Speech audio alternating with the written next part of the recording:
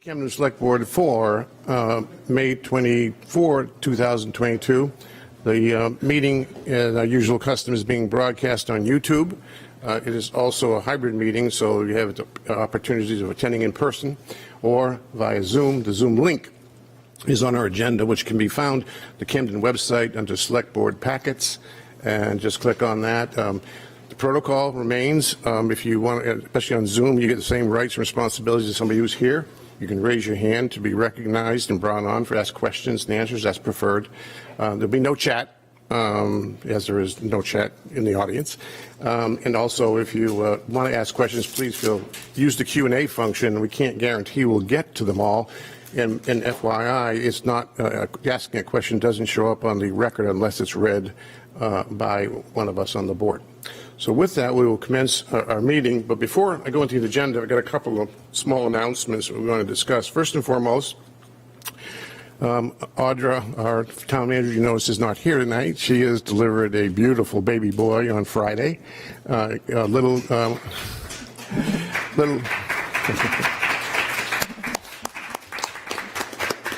Yeah, that's for Audra. Griffith, I saw a picture of him. He's a gorgeous little boy, but she'll be obviously out of pocket for a little while, and in the interim, we'll be discussing. I'm sorry, I didn't see a picture.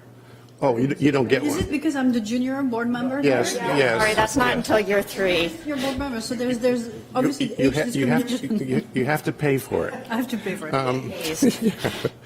But she'll be out of pocket for a number of weeks. In the interim, we'll be talking about tonight appointing Janice as our acting town manager for that time period. But it's a good news event, obviously.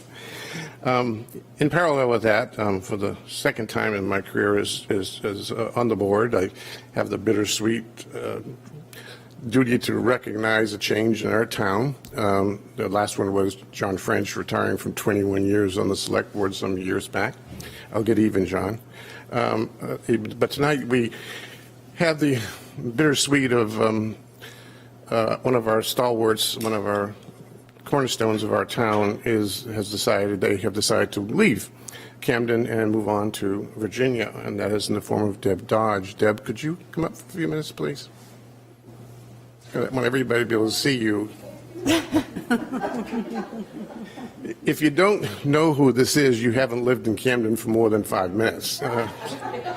But Deb, there's no superlatives or other comments I could make that would be so long that it would just be sound like I'm just patting it, but I would. But you have done so much for this town. Every time we've come up with some kind of a challenge, it invariably, how do we proceed? Get Deb Dodge to take it forward.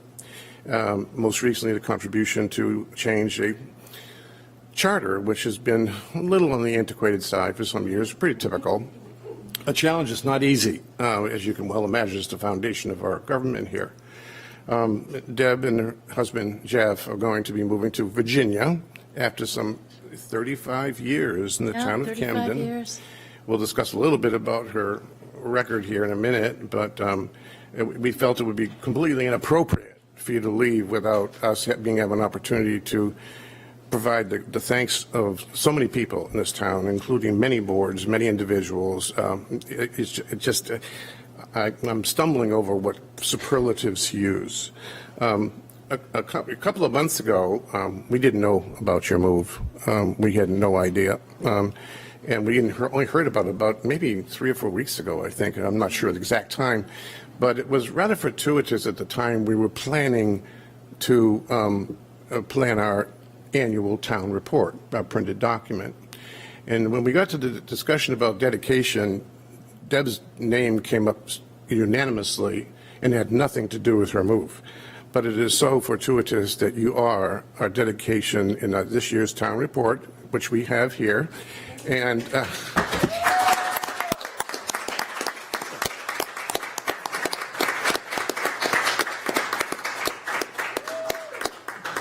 and in it, Deb, under the first page is a beautiful picture of you doing one of your things as you usually do as moderator. And I thought it would be appropriate for the world to hear this rather brief missive on your 82 years with the town of Camden. and doing 82? stuff. Let's see, that would make Allison, if you'd be me, so kind, maybe you could read this to the world. I would love to. The Select Board is pleased to dedicate this year's annual report to a person who has contributed enormously to the town of Camden ever since moving here 35 years ago. Few people have participated in such a wide variety of town affairs as Deb Dodge, and we can think of no one who has done so with such consistent politeness, poise, and patience. It is no accident that she has become one of the townspeople's most trusted choices for the moderating of town meetings, having earned a reputation over the years as a person who seeks fairness, inclusivity, and accuracy in every proceeding. Deb moved to Camden in 1987 with her husband Jeff and volunteered her many skills at a time when the town was changing rapidly, and many people feared that Camden's ordinances and planning documents would be unable to keep up with development pressures. She served on multiple downtown parking and planning committees, a term on the Select Board, 10 years on the Planning Board, and an extensive list of other committees and service organizations, ranging from the Board of the Coastal Mountains Land Trust to the Route 1 Advisory Committee. Throughout her time in Camden, Deb's knowledge of the town and willingness to listen to all perspectives has been put to the test again and again. But even when others are inaccurate or inflammatory, Deb always seems able to summon civility with her clear-headed and articulate responses. When she doesn't know the answer, she isn't afraid to say so. And if she ever makes a mistake, which is rare, she is gracious and expeditious in correcting the record. When other people start waving their fists, Deb makes a point of order. Much of her patented tone and phrasing can be enjoyed woven into Camden's most important documents. Although she often only takes credit for editing work such as the Comprehensive Plan, the truth is that her editorial contributions go far beyond what most of us would think of as simple editing. Deb is an exceptional communicator and is uniquely able to put into words the essence of community sentiments on topics ranging from sidewalks to street trees to workforce housing. Even when there is disagreement on a certain topic, Deb has the ability to identify and summarize the points being made in such a way as to create a path forward. A letter to the editor in 1992 said, both personally and professionally, she has an extraordinary ability to communicate. Her work in local and civic issues has shown that her ability to get things done expediently is a tremendous asset to our community. Debbie has foresight, a sense of humor, and very high standards. She is open-minded and determined to keep Camden a desirable place to live and work. Although she actually did not win this particular race for Select Board, her service to the town did not end, and we were fortunate that she was willing to dedicate endless hours on the Planning Board tackling issues that often go overlooked until it is too late to plan differently.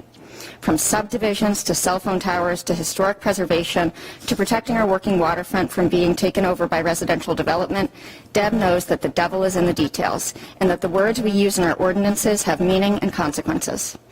Everything that was said about Deb in 1992 is still exactly as we would describe her today, and Camden is incredibly fortunate to have her. Deb has spent so much time working for the broad interests of Camden residents, often setting aside her own personal passion points in the interest of community cohesion and process. We appreciate her patience and open-mindedness with those newer to town government and principles of municipal planning. But we encourage everyone to take the time to soak up some of the knowledge and perspective that people like Deb have worked hard to document and summarize. Camden's downtown master plan, while almost 10 years old, is still very much worth reading. Most of the issues identified are still relevant, and many of the solutions proposed are still the best. Likewise, the comprehensive plan is an important document that most find to be surprisingly engaging and enjoyable to read. Both of these documents will need to be updated at some point, and the future of Camden depends on more people like Deb Dodge. A person who is curious about the people and places. There's a typo in this. This is not good. A person who is curious about the people and places and uniquely willing to learn, evolve, and contribute the very best of herself to the community we all love. Thank you, Deb.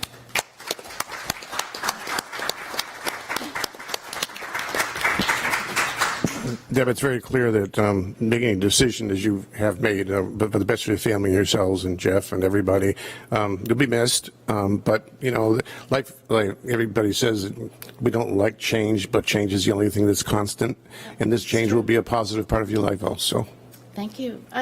Thank you very much. And this was totally unexpected. I'll try to maintain my composure that you talked about, Allison, if that's possible. We have loved our 35 years in this beautiful town, a beautiful town filled with so many caring people who give their time and talents for the benefit of all of us. I encourage everyone to find a way to serve on a committee, official or ad hoc. There's no better way to learn how Camden works, to get to know, respect, and learn from people whose path you might not otherwise cross as you work to accomplish a common goal. Today, we are again reminded of how lucky we are to live in Camden. Thank you all very much. I love you all. Thank you, Deb.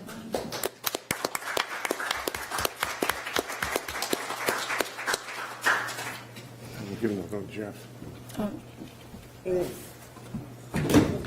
Sorry, Jeff, this is yours. Because, you know, you can't congratulate just Deb because Jeff sacrifice.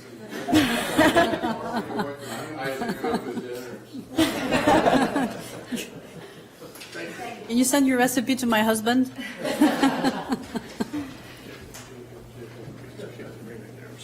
Oh, no, you mostly just got your stuff. So. Got my stuff. Good. And with that, we'll move on to our agenda. The first item on our agenda is public input on non-agenda items. Anybody here would like to speak to a non-agenda item? Anita, raise your hand first.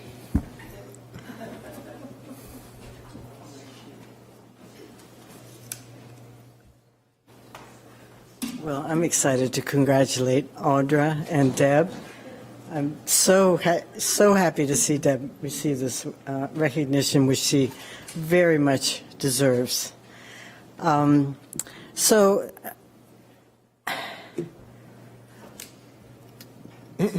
you guys have known that I have been a proponent of seeing co-housing go up at the Sagamore site. And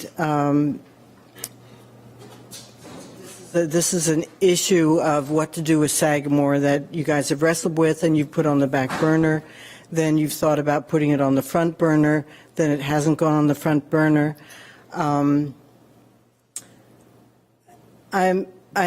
just wanted to express my distress that the town is putting off dealing with this because you have an outstanding opportunity before you, an excellent proposal, and something that would benefit Camden, would be very positive with regard to energy savings and housing, which we are in desperate need of in our town. So we've got affordable housing opportunities. We've also got a wonderful grant possibility to apply for from the state, where they're making $10 million available to just such developments this would qualify for. And that would help subsidize per unit. I'm forgetting the amount. Do you remember the amount, Sarah?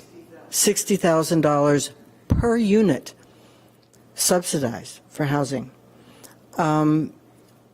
It astonishes me that the select board is choosing not to put this on the agenda, is choosing not to even discuss it, is choosing not to respond to letters I send and others send on the topic, and yet is very willing to put a lot of staff, select board, town managers' effort into discussions about restoring the river. I grant you that's a great goal. But in terms of really pressing needs for this town, I would say it's a lower priority than such things as bringing in housing that's energy efficient and that would help resolve the housing crisis. I'm asking you to please put this on your next agenda to discuss this. I want to see where you are. We keep hearing things. Maybe you'll think about working on it. Maybe we don't have enough staff time. But from my perspective, I think the staff time issue rings a little hollow when staff time you're willing to put staff time and effort into the river restoration Great. because some members think it's important. I see the importance, but it's not as pressing as this. And it's taking staff time. It's taking staff time you say you don't Sure. have.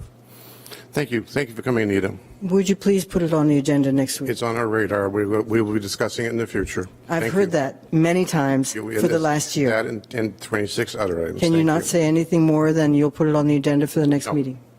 No, this is a non-agenda item. You made your point. Thank you very much. Did you want to say something, young lady? Just very briefly, I'm Sarah Miller, 12 Mountain Street, a member of the Energy Committee, be it informal or official, and I just basically want to support strongly what Anita just said, and to add to it that the Mid-Coast co-housing proposal is something that could have made us known and admired across this state. It is a really fine proposal, and it is a proposal not by professional developers, but by individuals who are donating their own time because they want to live here and they want to live in a fine place. And it would be a fine place if they were given the opportunity to build this place. It would be 30 to 35 units, all of which would be zero net carbon, carbon neutral, and a third of which would be qualified as affordable housing, and that would be locked in perpetuity in the deeds. I mean, this is not your run-of-the-mill affordable housing proposal by a commercial developer. It's something, and it's slipping through our fingers. They've been working on this and trying to get attention and support for 2.5 years. And they're people who have lives that they have to get on with.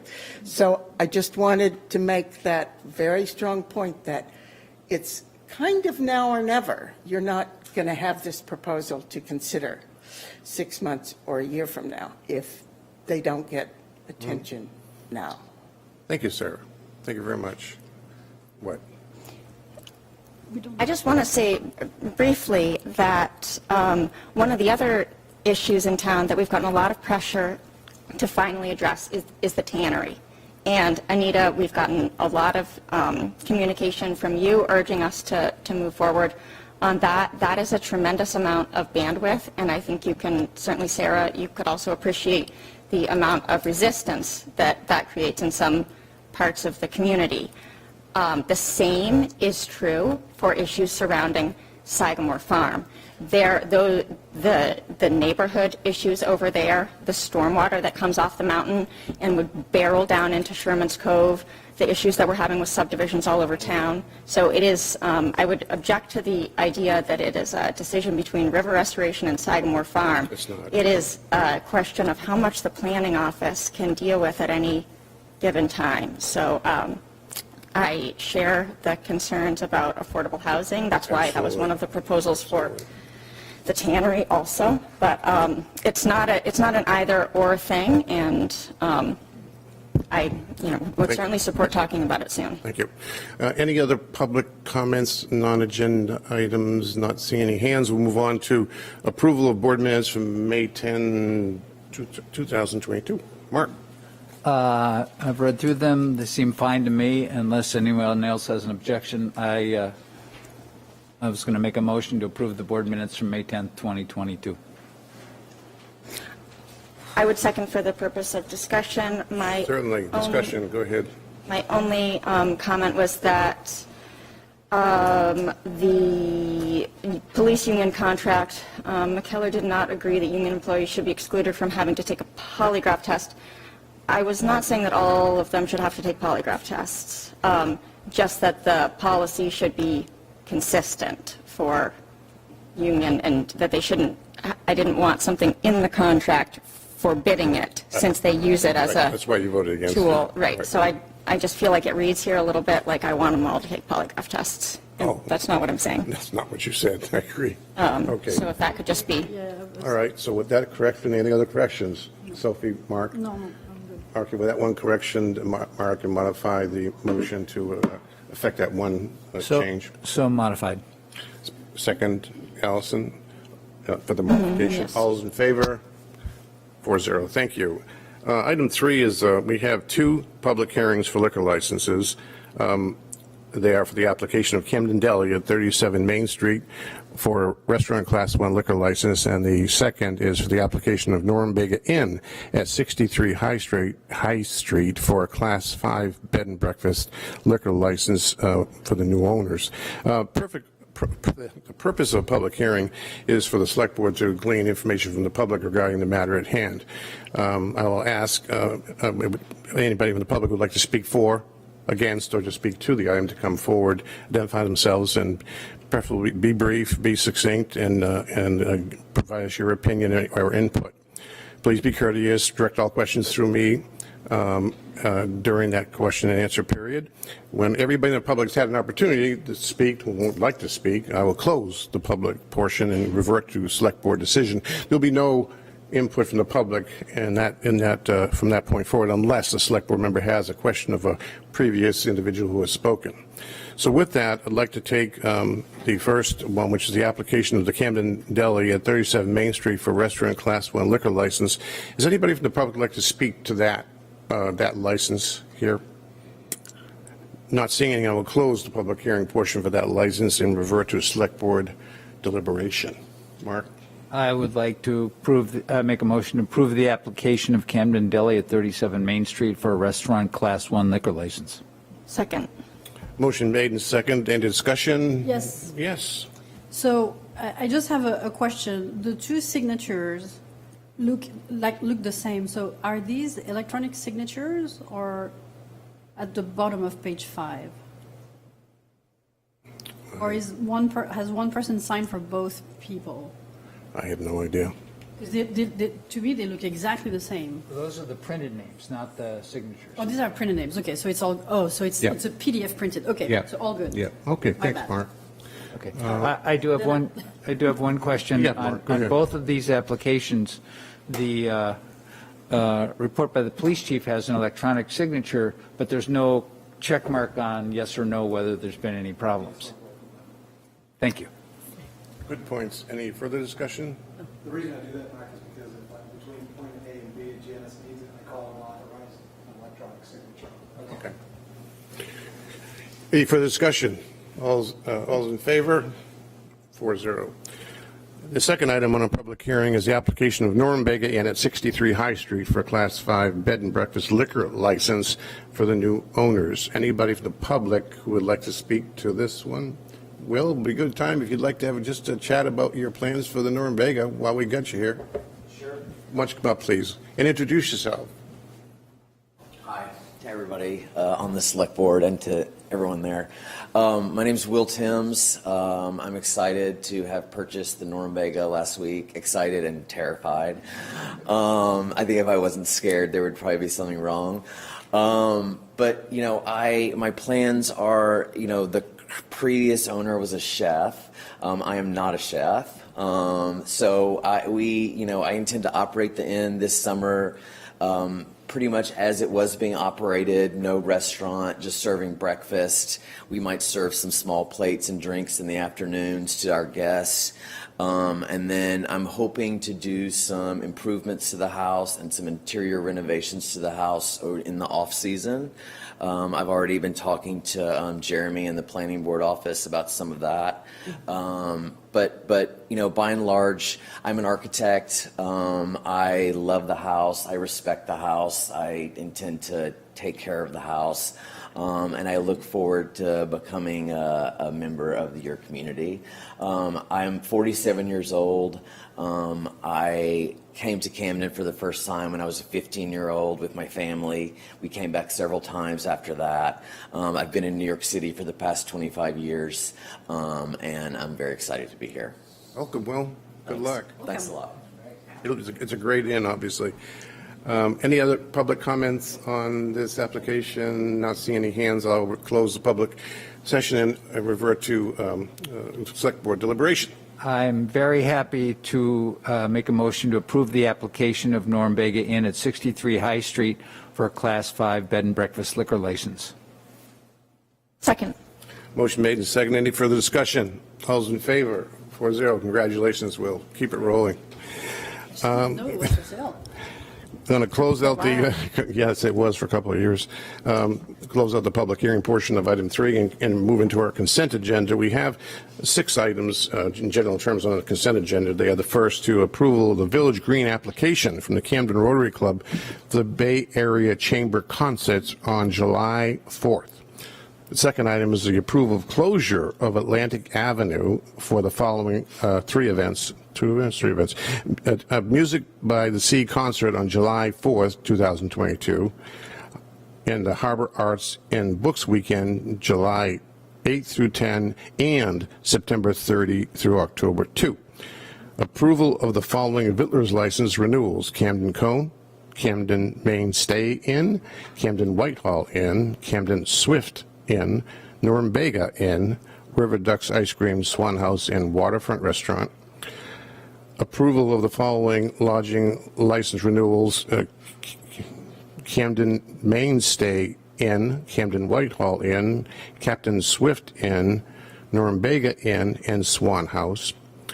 The fifth item is the approval of a new taxicab driver operator's license for craft delivery and taxicab service in the form of Ms. Heather Murphy Shipley. And lastly, the appointments of Randy Gagney as Inland Harbor Master and Janice as our acting town manager. Are there any objections to the items on the consent agenda from the board? Not seeing any, they're hereby adopted. But with that, since we have a couple of items we may want to speak to, with the first one, and I know, Randy, do you want to speak to this Inland Harbor Master just briefly? You said you had a few points you wanted to make. Sometimes in life you try to hide training that you've had so nobody knows about it and gives you another job to do. So a number of years ago, I attended Harbor Master Training School. I'd been there several times for it, and I'm an advanced licensed Harbor Master with the Police Academy. Oh my gosh, I didn't know. Yeah, I've been trying to keep it a secret. Like I said, they find other jobs for you to do. Scott Entwistle is also an advanced certified Harbor Master as well. As we all know, with COVID-19, we've seen an increase in the use of our lakes, and any weekend you go out there, there's plenty of people. The enforcement part of the Lake Patrol was taken out years ago after Ken Bailey passed away. Justin Twitchell had done it for a while. He was a full-time certified police officer working with the Knox County Sheriff's Department. They've gone away from that. And we had a patrol boat that wasn't being used. So last year, Audra and I started talking, and Parks and Rec needed a boat to do some of their work. And I said, you know, why don't we start looking at putting some patrol time out on the lake? And my wife is the Parks and Rec maintenance supervisor, so it's pretty easy to get things done out of the lake when you need them, and her crew's been busy out there. So what we have done is I put together, my officers will be doing patrols out on the lake this summer. Everyone was interested in doing it. Last week we had training with the Maine Warden Service on Title 12, which is boating laws, fish and game laws.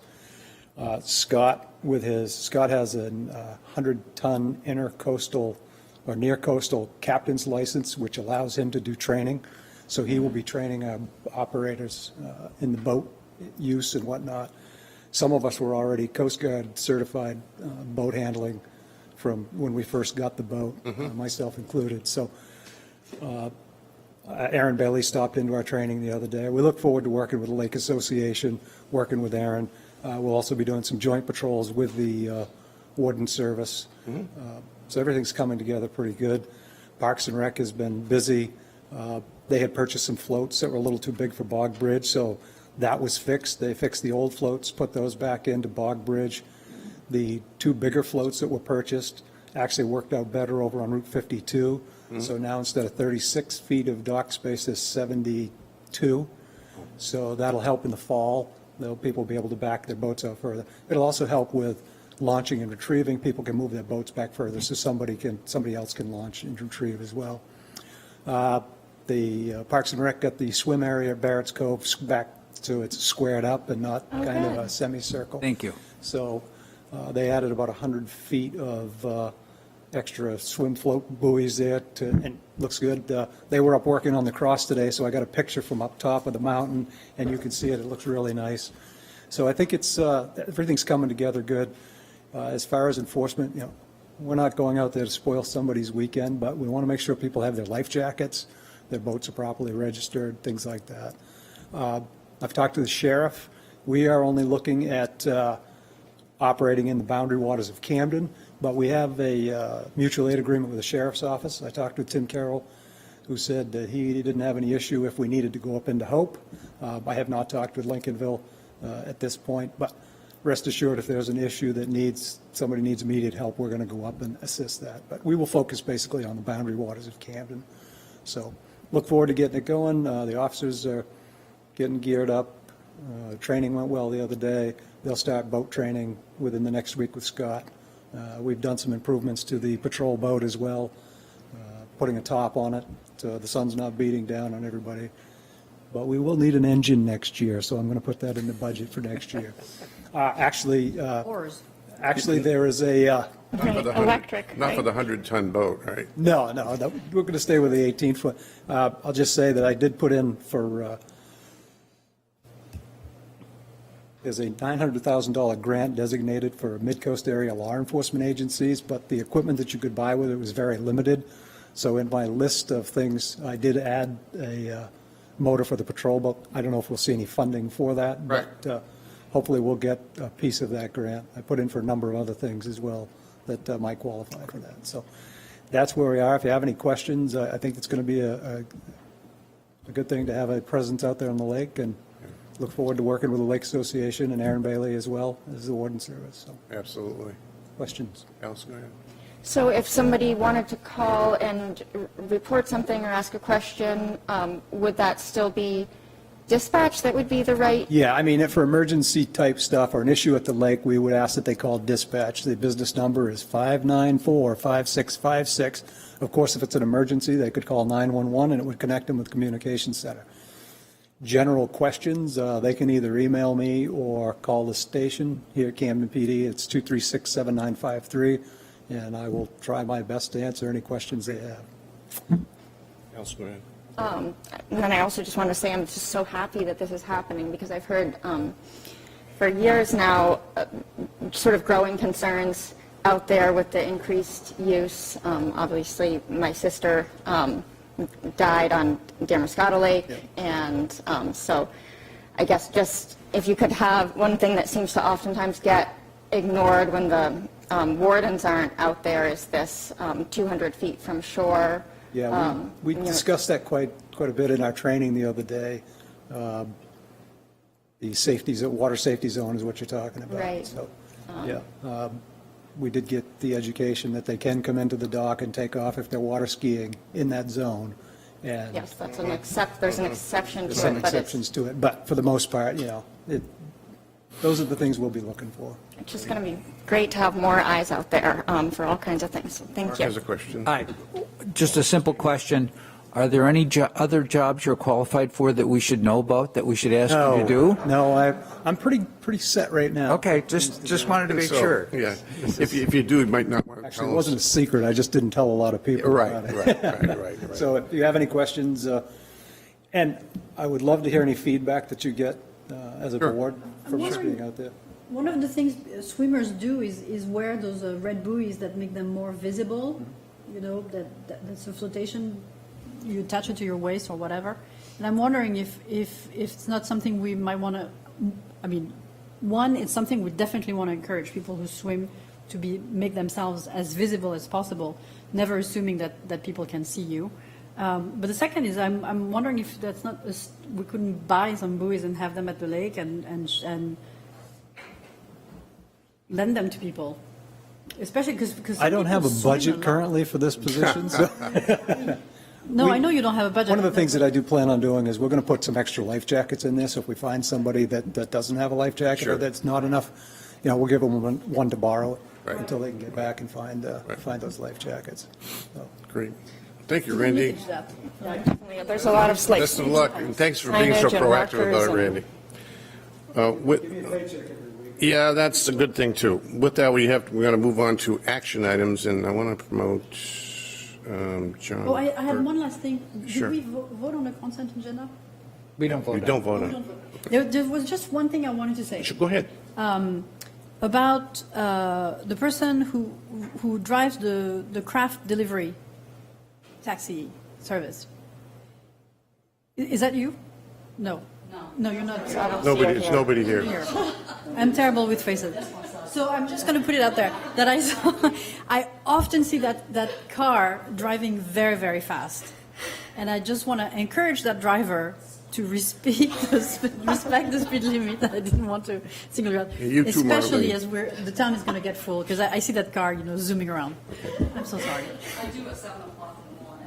Yeah, that's okay. That's okay, Marlene, you're allowed.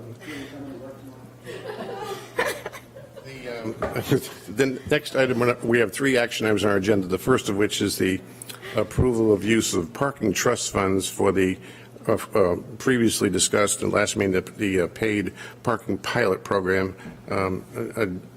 John, are you reading us? Yeah, he is. He's unmuting himself.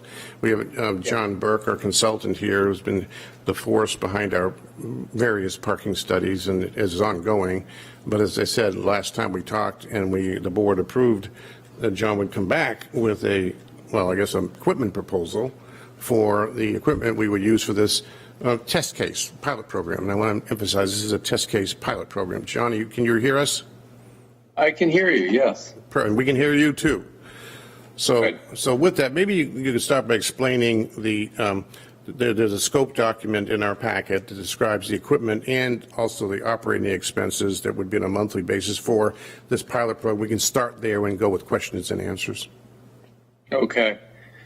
Yeah, and so what it provided essentially was equipment that would be purchased through National Cooperative Purchasing Alliance, which the town's a member of, and is a national organization that really procures government products and services for governmental agencies at the lowest prices at the highest quality, and that's true for parking technology as well. And so there's a number of pre-qualified firms, and what we were looking for here was really a solution that was integrated per the council's wishes, which means the 4 basic elements of the parking solution would be, a pay station to allow folks to pay by coin or credit card, a mobile solution, a mobile payment app so that people can pay with a smart card or even a flip phone for that matter. You pay by phone so that you don't have to necessarily interact with a pay station. And the third element of that would be a permitting system, digital permitting system that would be tracked to the license plate and allow you to buy permits online as well for use of that lot for any user groups the council deems appropriate to use that lot. Mm-hmm. And then 4th is the enforcement device, so that rather than writing handheld written tickets, you can issue digital tickets and do digital chalking without touching cars, and a whole host of benefits associated with that management system. And again, all those 4 pillars of that system would be backed up by a management system. They'd be fully integrated, Bluetooth technology, so wireless, such that they communicate with one another, and you're able to see, if you're an enforcement agent, who in the lot has paid, whether it's by permit, by the pay station, or by a mobile app. Mm-hmm. And a whole host of data comes from this. You could see all kinds of real-time use of the lot, peak periods, and and you can dedicate and direct your enforcement to be much more efficient. So, that's kind of it in a nutshell. Is in terms of that solution, IPS is a company that provides that integrated solution. Some of the other companies on there, I've worked with most of them that are pre-qualified by NCPA, but IPS, again, is the integrated. So they happen to be the industry leader in the U.S. For pay stations and meters and so forth, and this type of integrated technology. And of course, that they're up in Bar Harbor as well. So we've got this proposal from them, and these prices are checked against NCPA procured prices, bid prices, and it includes all of the hard costs for the hardware. You see a total capital cost of $27,584. And then I also listed our operational fees or monthly fees that, for the use of the management system. You can see the permit system, but also there's transaction costs associated, of course, with using the mobile app or the pay station, and some other fees that are kind of shown there should the town decide to use the enforcement device to integrate with the main DMV and to use that device for lookup of plates and kind of delinquent noticing or collection of scofflaw or outstanding fees. So there's other fees there that listed you may or may not actually use. That's for discussion. So that's the proposal, and I'm happy to answer any questions about it. Just fundamentally, as you described last time, John, this system has, just so everybody understands, is highly electronic.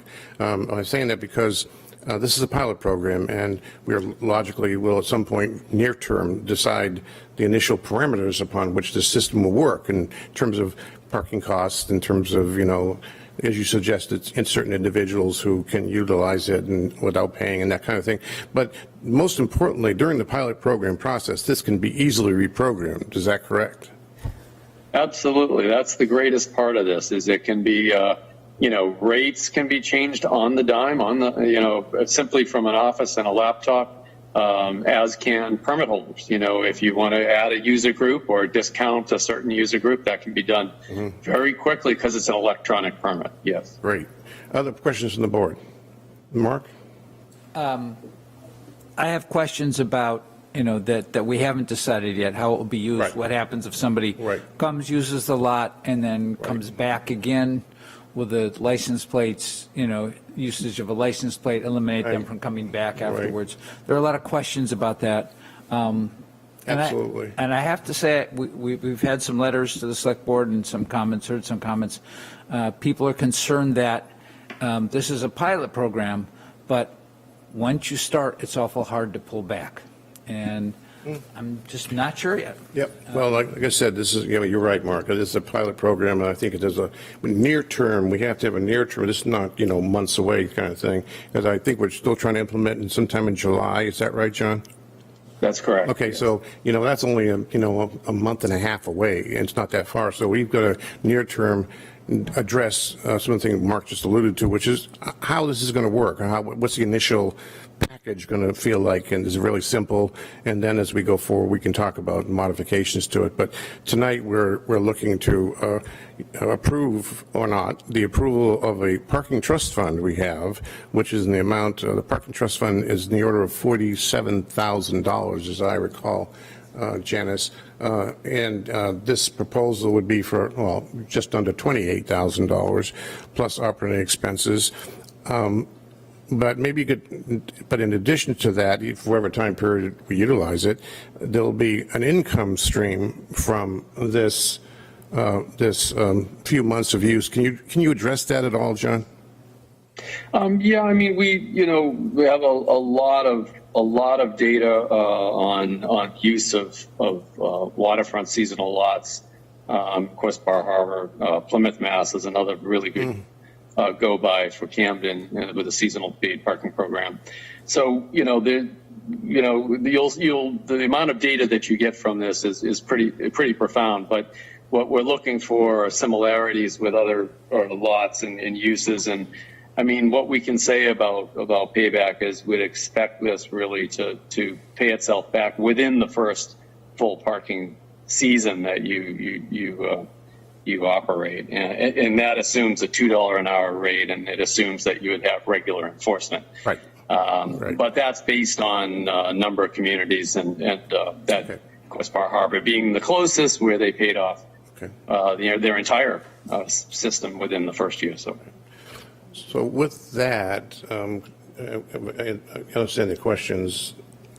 I'd like a motion to proceed to utilize the parking trust fund. I think, I guess I just have questions about like who's going to be, do we have, with Audra on leave, do we have somebody that's going to be in charge of this? I mean, who is ultimately overseeing the implementation, making sure that it's communicated properly, figuring out all of the details about... You want to stand up, Randy? No, I should have left. Well, I think that I thought that, and correct me if I'm wrong here, but I thought Audra did mention this to you as part of going forward. We haven't discussed the finality of it. I think it's something that Scott, who's quite technologically advanced, myself, and John can, I'm volunteering you, John, can work through this. I mean, we're talking one lot, one kiosk, getting it set up and figuring out how it's going to work. I think this is the right approach, starting one section to see how it works. We might find that this is not something that we want to do after the first season. Right. There's going to be growing pains with it, and we're going to have to take it day by day and figure it out. Jody will have to be involved with it because of the amount of money that'll need to go through the finance department. John, am I missing anything?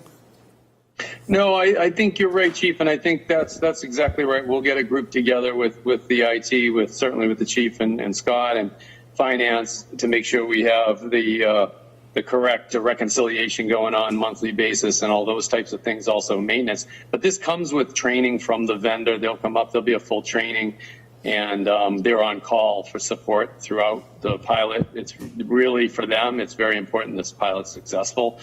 So they'll be a good partner as they were in Bar Harbor to go through this with you. If I can encourage also to have an issues log, where each time an issue arises, you can log it somewhere and we can review the different issues. Because I know it's easy sometimes, it's like, oh, this thing is not working, and we're going to call them, they're going to fix it, but then we lose track of. Well, I think where it's so sophisticated with electronics and computers that any of the issues are going to be recorded there somewhere anyway. So we'll have to learn how to print those out. Right. Is that a fair statement, John? Yes, that is a fair statement. Yeah, but it can also be an issue with the customer or whatever. Yes. Whatever issue, it's a pilot. So pilot is the moment where it would be basically the same way we do now. People will come in, they'll talk to Scott if there's a parking ticket issue, and if it doesn't get resolved, it gets bumped up to myself or the lieutenant. But, we're going to have to be patient with people. It's new, but I'm sure that we'll work it out. Probably one of the most urgent matters, which I alluded to, was when we're all thinking about is the initial operating characteristics of the system. It's $2, 2 hours. But we got to address that pretty quickly, and perhaps there's a way of characterizing that with you and John and whomever, and bringing it back so we can brainstorm a little bit on the initial setup. And then to Sophie's point, there'll be comments coming back and how we feedback loop that. Yeah. I think we discussed that at the last meeting. What are we going to set the hours at? Is it going to be you can only get the 2 hours and then you have to move? Right. Or is it going to be you can buy an extra hour? Right. It might be as simple as asking John, what's the best solutions they've found in other areas, beach towns, Bar Harbor, things like that. Can you buy an extra 2 hours?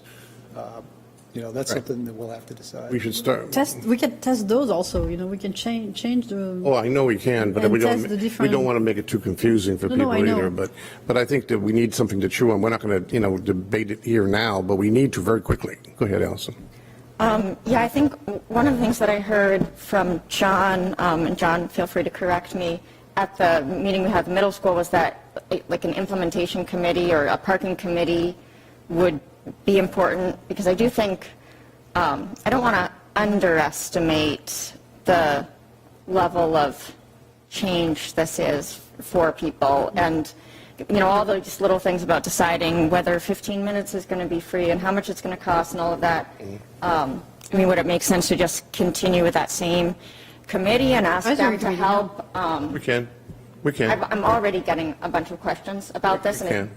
I mean, I'm glad that we're moving forward. I've also gotten a lot of comments from people that said, I was on a committee 20 years ago that recommended this, and to quote, the Chamber of Commerce freaked out and scared the bejesus out of the select board, who then chickened out.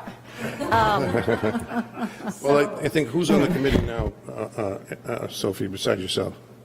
That Tom Pico was on the committee, Tyler Smith. Yes. French and Brown. Oh, Todd Anderson was on there.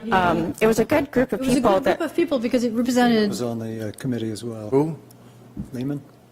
Oh, Lehman Scott. Lehman Scott. Yep. Yeah. I mean, Scott, I'd love to have Scott come and talk about this sometime because he, just getting his perspective on what he's witnessed over the years and how he's come to feel that this is the best solution. I found his, comments to be really compelling, and I think people would find it interesting. I think you should, bottom line, you should invoke this group that's been established already as input, because the more heads we have on, they can bring more meat to the table if we have to address anything. So, but we don't have a long time to do this. That's what we're We got a about. month. And, Or less. so, Yeah, I agree. So not to leave it in your hands, but we'd encourage that we would involve at least once or twice to get to meet with that group and talk hold on, we've about got what? Yep. I just realized we have a... I can follow up on that because, I can set up a meeting of the parking advisory committee since Audra isn't here. You have a comment? Yeah, Courtney Sukeforth. I may have missed this part as I was watching from YouTube to Zoom, but in terms of credit card processing, if people choose to pay within the app, who would be responsible for the credit card processing fee? Maybe Courtney would like to be on the committee, too. Well, I would love to have more women on the committee, by the way, because it's a very, but it's true, because I'm the yeah, only I know, one. but we got a time commitment here. We're going to either have to go with what we have, and then we can expand it later as we get into the pilot program. It's a good idea. maybe But the John question can of the card processing fee, can you answer that, John? Yeah. Yeah, for the mobile app, typically, most communities include that 13-cent transaction fee in the $2 fee. They don't charge $2.13, That's they right. just absorb That's right. that. That's what Yeah. I thought. Thank you, John. Anything else, Randy? No. Keep us posted. We're So if he going wants to pull a meeting together, let me know. And I Scott will, and I will be talk, there. I'll call you. I and- think you should. I could include Jeff Sukeforth if he's listening, because Jeff is the former parking enforcement officer, so that'll give you a You 2 decades. you all decide, but the sooner the better. It's- And I have one last question for John. sure. What's the lead time, do we know, between the moment we sign the contract and we get the toys? So they're looking for the equipment right now. They're trying to pull it as fast. There's requests around the U.S., but they're trying to pull something right after the 4th. They, assuming that we get a purchase order relatively soon. They said didn't discount the possibility of getting it sooner, but I think you might need that time just to, as you say, plan for. And one thing I didn't mention is, the most important part is the rollout. And that first week, typically, you'll have what we call ambassadors out there in the lot, really just helping everybody use the technology. So, there's stuff to do, but I think right after the 4th is what they've told me. We're just talking about pretty short. less than 6 weeks. All right, with that, do I have a motion from the board to approve the parking trust fund monies? I'll make a motion. I want to have a quick discussion afterwards. Sure. I'll make a motion that we approve the $27,584.56 from the parking fund that we have to purchase the equipment to go ahead with the parking pilot project. We should probably qualify the purchase price of $27,000 plus any needed operational fees. Monthly operational fees. Yeah. And ongoing monthly operational fees. Okay. Which are listed separately. Okay. Do I have a second? I second.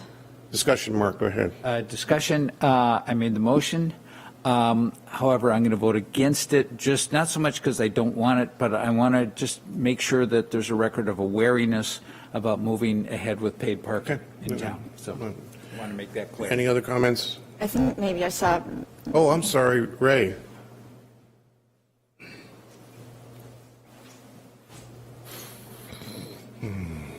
Hello, Ray Williamson, Camden resident and business owner.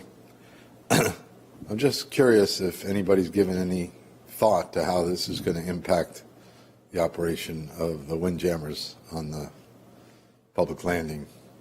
The windjammers on the public landing? I don't, How do you think it will Ever since impact? I have no idea. I just found out about this the other day. Ever since the 2-hour parking went into effect, Yep. the fishermen and the windjammers have had received permits so that they can operate their business this year.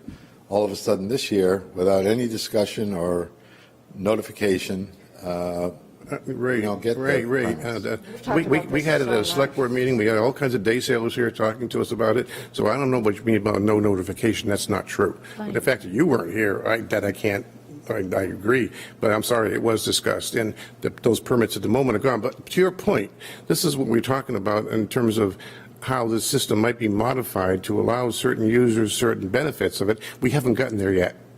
So that's an option we have to play with. That's all we can say right at the moment.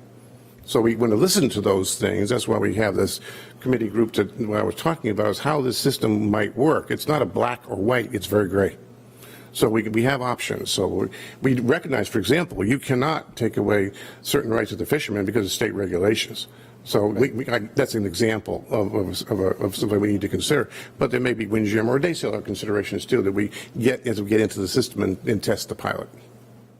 Okay, I'm just, It's always good to see you. trying to figure out how this is going to work. Well, when you figure it out, let me know. Well.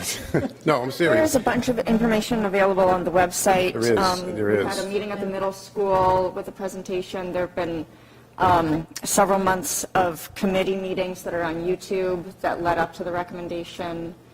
And then there's the study is on the website also that's all out in written form.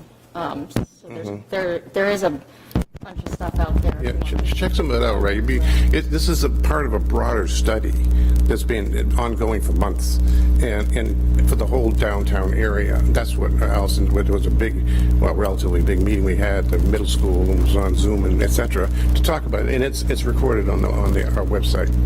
I'll take a look at it. All right, Thanks, Ray. Good to see you.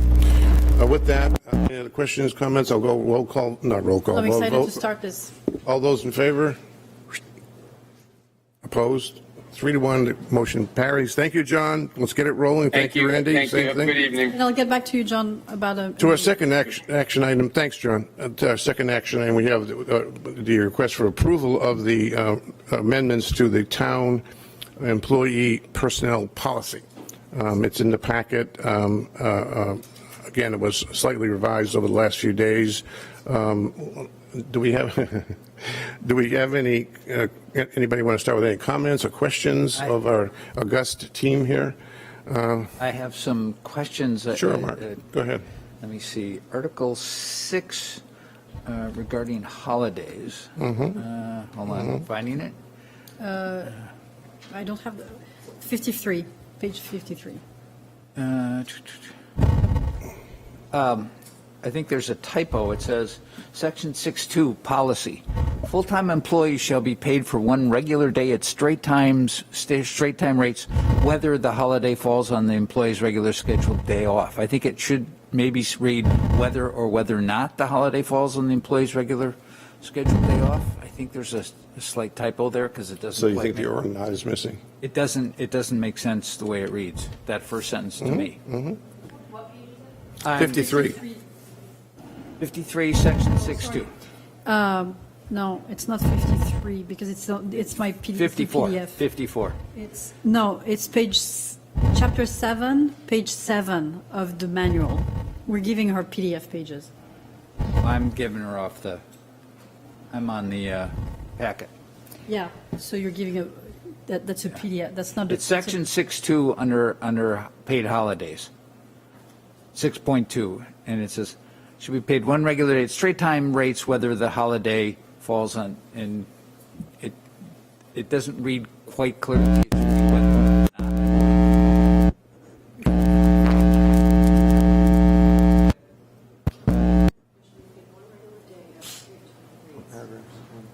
6.2. Am I just missing it, or is it a little awkward there?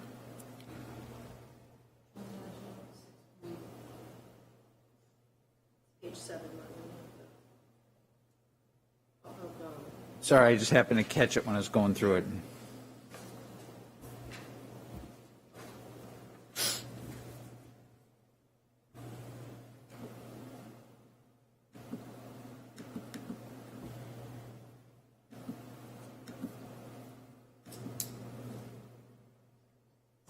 Whether or not, Shouldn't it be? Yeah. it might be. I think that's a little clearer, because I think that's the intent. It just didn't read. Okay. Any other comments, Mark? Yes. Sorry, I must have had extra time today, because section 10.5, and I'm going to find it here. Sorry. 8.1.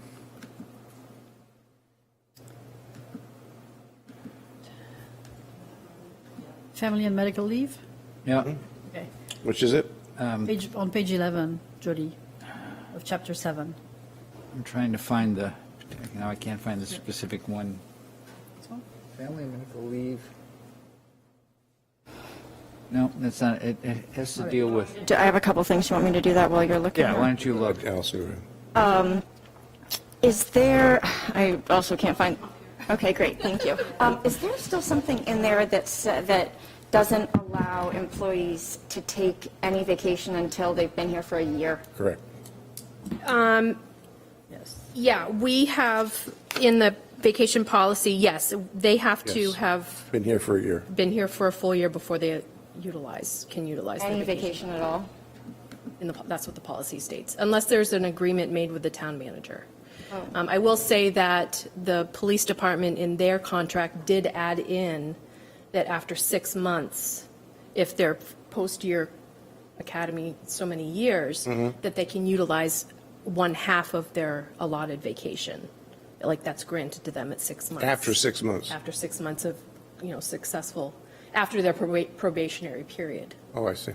So It just seems like a it's a lot long to year. It's a make long year. Somebody go a year without any vacation. Yep. Is there any reason that we're not proposing a change in that? Is that like the tried and true method for making sure that we get the right employees, or? We've got the taxi driver over here who can tell us. She's got more history, Gonna obviously, stick. 30 years, so.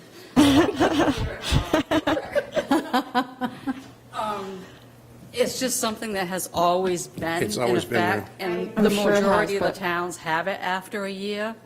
But Jody and I have had this conversation before, that after 6 months, it seems like it would be good for them to be able to have 1 week of vacation. I think that's fair. It's so difficult for somebody to work for a full year without any time off. I don't think it's conducive to good employee health to work that straight. So why don't we modify, I'm hearing the consensus to modify this, after 6 months, you're accrued 1/2 of your annual vacation accrual. It may not be 1 week, it may be different depending on the person's contract. Correct. You want to go next, or you want to trade off here? Let Allison finish. 'Cause We were kind of trading, but sure. It's a different talk, but now we're into prohibited conduct by town employees. Report to work and/or remain on duty with an alcohol concentration of 0.04 or greater. Why? So that is about equivalent to 1 or 2 drinks. Why? I guess I would think that we wouldn't want people drinking at all on the job. Yeah. 0. I mean, I agree. what is the reason for This is 0.04? I'm That's not great. sure. This Okay. is something that was part of the policy before I was here and Audra was here. Yeah. So, I might be able to answer that. Come on up. Probably taken after the commercial vehicle licenses. Yes. They have a 0.04 tolerance. They have like really strict consequences for their, Yes. I Just think trying to be that was probably consistent with adopted that. Because that's what they use for a standard for that. Yep. yeah. I can tell you from experience that I haven't drank in 20-something years.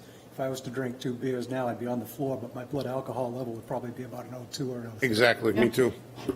Yeah, The okay. police department doesn't allow any because we have weapons and things like that. Right. So I would say that should be the standard. That's just my recommendation. As .04? No, A point- point zero. You shouldn't be able to report to work with any alcohol in your system. Yeah. Yeah, I mean, Unless it is for a sanctioned event, like the police academy does controlled drinking exercises. But it is to teach cadets to recognize impairment levels. So, unless it's in the scope of the. I want to go to that. I want to volunteer for that, too. So are we suggest? We can't get Watch. volunteers for anything else, but everybody will volunteer to go drink. So I just want to watch. I don't want to do other it. than CDL, we're recommending that we go to zero? Zero. Yeah. I support that. Yeah. Okay. I'm completely supportive Anything of else, this. Allison? Make a list. I got it. Yeah, I have a, so with, I think it made sense to take out the marijuana testing for the non-CMV employees, just because that, you don't, when you test somebody for that, you don't know whether they did it over the weekend or they, you know, That's already had it on right there. there. Yes, but just the wording on this last one, 8 is report to or remain on duty if the employee has tested positive for controlled substances.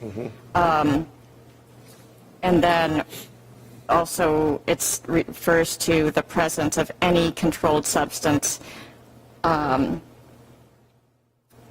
I think that kind of reads, I know we're not going to be testing the non-CMV employees for marijuana, but it kind of reads Awkwardly. awkwardly because It's not a It makes controlled it- substance. marijuana is a controlled substance. So Oh, yes. So if that could just be clarified. Tell me what page it's on. It's on page, it says page 37. 37, okay. page what? 37 Yeah, of the, manual. it's not page 37 of the packet, but it's, So you're suggesting controlled substances excluding marijuana? well, for the CMV employees, I just think we should follow whatever the Oh, you have to? federal stuff is. Right. But I just wanted to be clear that, Okay. you know, we're treating those two groups differently. Right, So- and I can, which I've done in other parts, is we can add that in as a, we called it a safety-sensitive Okay. employee, which is not a CMV, it's now, Yep. it's employees that are Yep. not commercial drivers. Right. Hold on. Okay. Okay. I don't know if that accurately states what I'm trying to do. I just want it to be clear that if somebody has, having marijuana in your system, if you're a regular town employee, does not mean that you can't report to work if that's found. I guess we're not going to find it if we're not testing for it. Right. But, Correct. are they part of the same, there was reference to a pool here, and that everybody was going to be grouped together in a pool. How are you going to handle that if there's There's certain two types members? of tests. Right. Right, and I think, I don't know, Janice, is there a way that we can, Two different pools. are there two different pools, one for the CMV? Right now, who is just CDL drivers. and Right. It's a mix. Someone might get called in for drugs only. Yeah. Someone might be drugs and alcohol. The system that had health connections picks what kind of test you're going to get selected for. Right. So it, So I assume it would be a conversation we have with health connections. We might do it separately. yeah. I'm sure it can be done. Okay. Okay. Right. Yeah, that's Right. all I have. Okay, Mark, I go have ahead. one more. Sure. Section 10.5, maternity, paternity leave. It reads, employees are eligible for up to 12 weeks of unpaid job-protected maternity, paternity leave for the birth or adoption of a child in any one-year period. But there's an addition here, available accrued paid leave, vacation or sick pay, et cetera, must be used before you may take an unpaid maternity, paternity leave.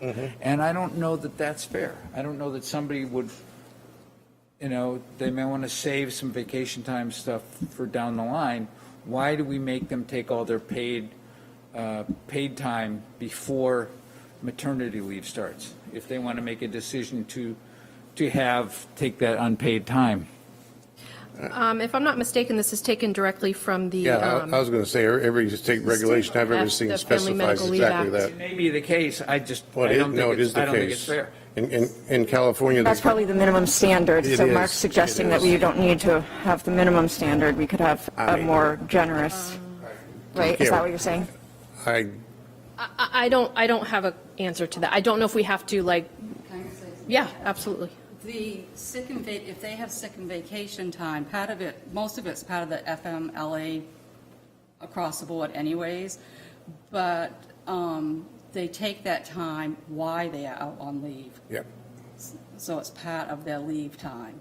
Right, no, but if, for instance, they were just going to stay out 12 weeks and they wanted vacation time, if I knew I had something coming up, and after, I adopted somebody, say it's paternity time, and I just wanted to take unpaid leave to deal with the child, and knowing that I needed my paid leave down before, I don't think it's fair to make people take that paid leave. I think we should give them the choice. The only problem you have is you get into a cycle situation, which is if you get a person that has vacation time and they have an extended maternity leave, and the vacation, certain sick leave doesn't live forever.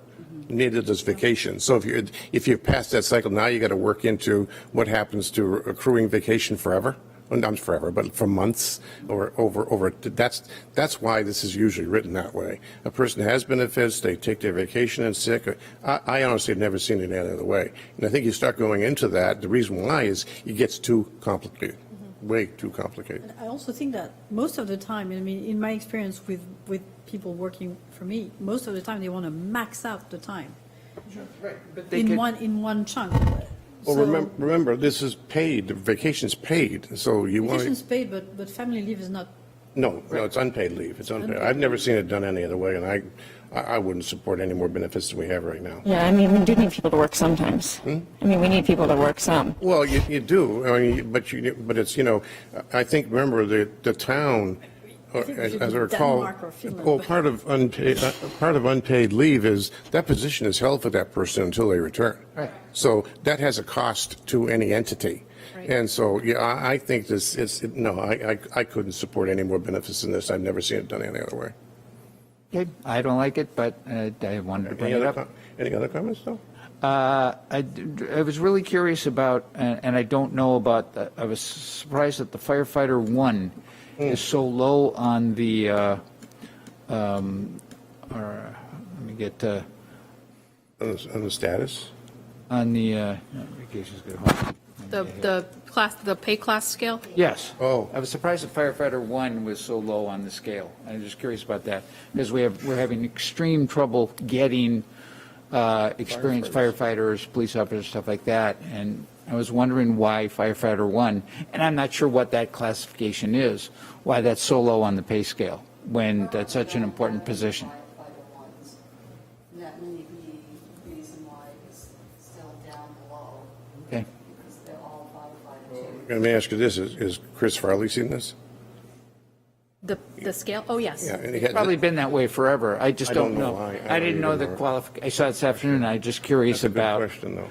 Right now, It's tough finding. But are we recruiting for firefighter 1? That would be the Usually question. firefighter 2. Okay, so if we're not recruiting for firefighter 1, What is firefighter? That's Firefighter 1? entry level. I know, but I didn't know what So it we was. don't take entry-level people? Aren't we trying to recruit more people always? Or no? Yeah, we're missing one right Apparently, now. we're recruiting Right, firefighters. because Jeremy stole them. Right. Well, I think firefighter 1 is kind of like a person who can spell hose. They're kind of low level, really, and that's not what we're Really selling it, yeah, for anybody that wants to get into that. Yeah. But good question, Mark. But what I'm hearing is like 1, 2, 3. I've got. Correct me if I'm wrong. Oh, Sophie, I'm sorry. No, I was patiently waiting for my turn. Your turn. I have one suggestion on the performance review. I think we need to improve our performance review system and at the same time simplify it. So the first thing I would recommend is that we have written performance reviews that are made of 2 parts: a self-assessment, so each employee writes up, how they think they've performed, where they want to see, where they would like to improve their skills, what trainings they would like to take, that kind of things. And then a review by the manager. And that should take place like once a year. And I would also recommend that it takes place at the same time for everyone. Because the system right now is at the anniversary of employment. Yeah. As a manager, it means that you're on performance review all year long, right? We struggle with that. We send out monthly reminders to all of the department heads, and That's tough to enforce. That's really. it is hard to enforce. It's very hard to enforce. So if you have it like if you painfully do it during 1 week, during the year, but then it also allows those different departments to set shared goals and to establish work plans. And so you have more accountability, more predictability on what you want to do. And the performance reviews kind of become really a tool to develop staff and help them acquire new skills. And a lot of corporations are also moving away from very heavy scheduled performance reviews like quarterly or whatever. But what they do is they train both managers and staff to give and receive feedback. So something that's super more agile, and you can have a conversation, say you gave me too many tasks this week, I couldn't do it, let's review my my workload, and it becomes a much more efficient way of having good relationship between the staff and managers and becoming more efficient. So I would strongly recommend that we think differently about the performance review system. I would agree. Definitely. I think the key. I'm happy to send, I have forms, I'm happy to help set it up. We had our evaluation forum was quite involved, and then one of our employees, I think one of our fire department employees actually had a much more simplified evaluation form. It's one page. It encompasses everything that you want to communicate with your employee on.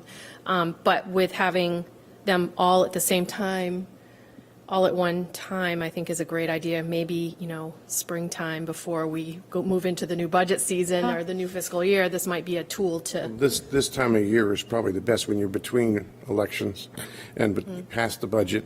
But I think the key is, first of all, written. And the reason for that, I think I agree with Sophie, is we live in a rather litigious society. And if you don't have written reviews with people, you can oftentimes get into a situation legally with that employee if you determine if there's an issue going on. But that's one. Two, I think the supervisor could request that the subordinate provide a written self-evaluation, a request rather than a demand.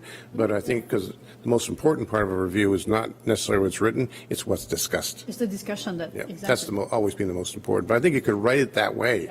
And I think it would go a long way to formalize the review process at all levels of our company.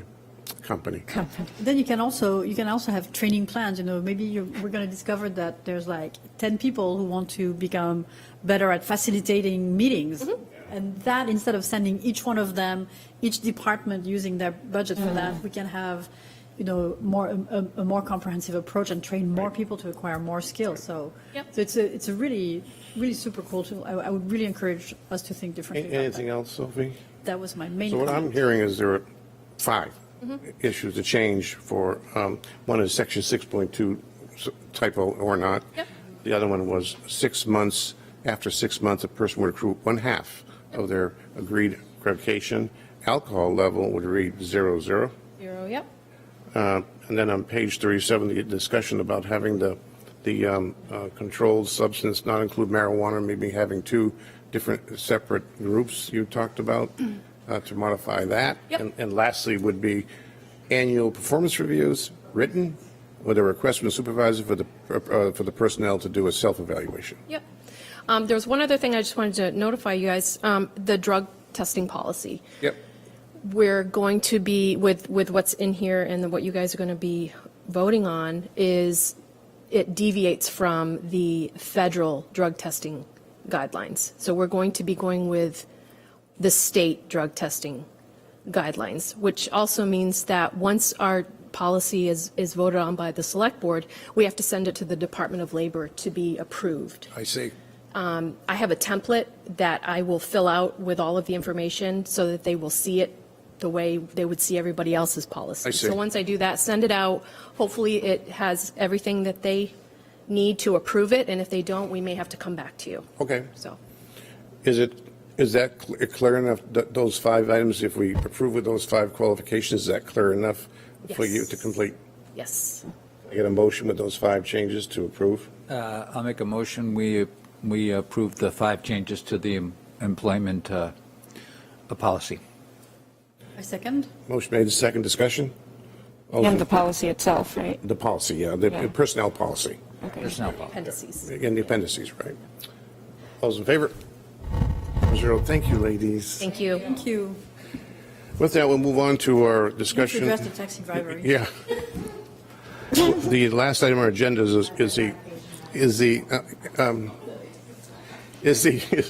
select, we have an issue about, not issue, item about the selection of a consultant we've been talking about for the Megunticook River Restoration Project. In our packet are 3 proposals from 3 different entities. Well, the task at hand is to discuss and or approve one of those 3, or otherwise make modifications, and et cetera. Comments from the board on the 3 proposals? Well, I'll start. As I read, they're 3 great proposals, first of all. I think they're all very qualified entities. If I look at this whole thing from like 30,000 feet, I wrestle a little bit with scope of work and defining the detailed scope of work for the whole program.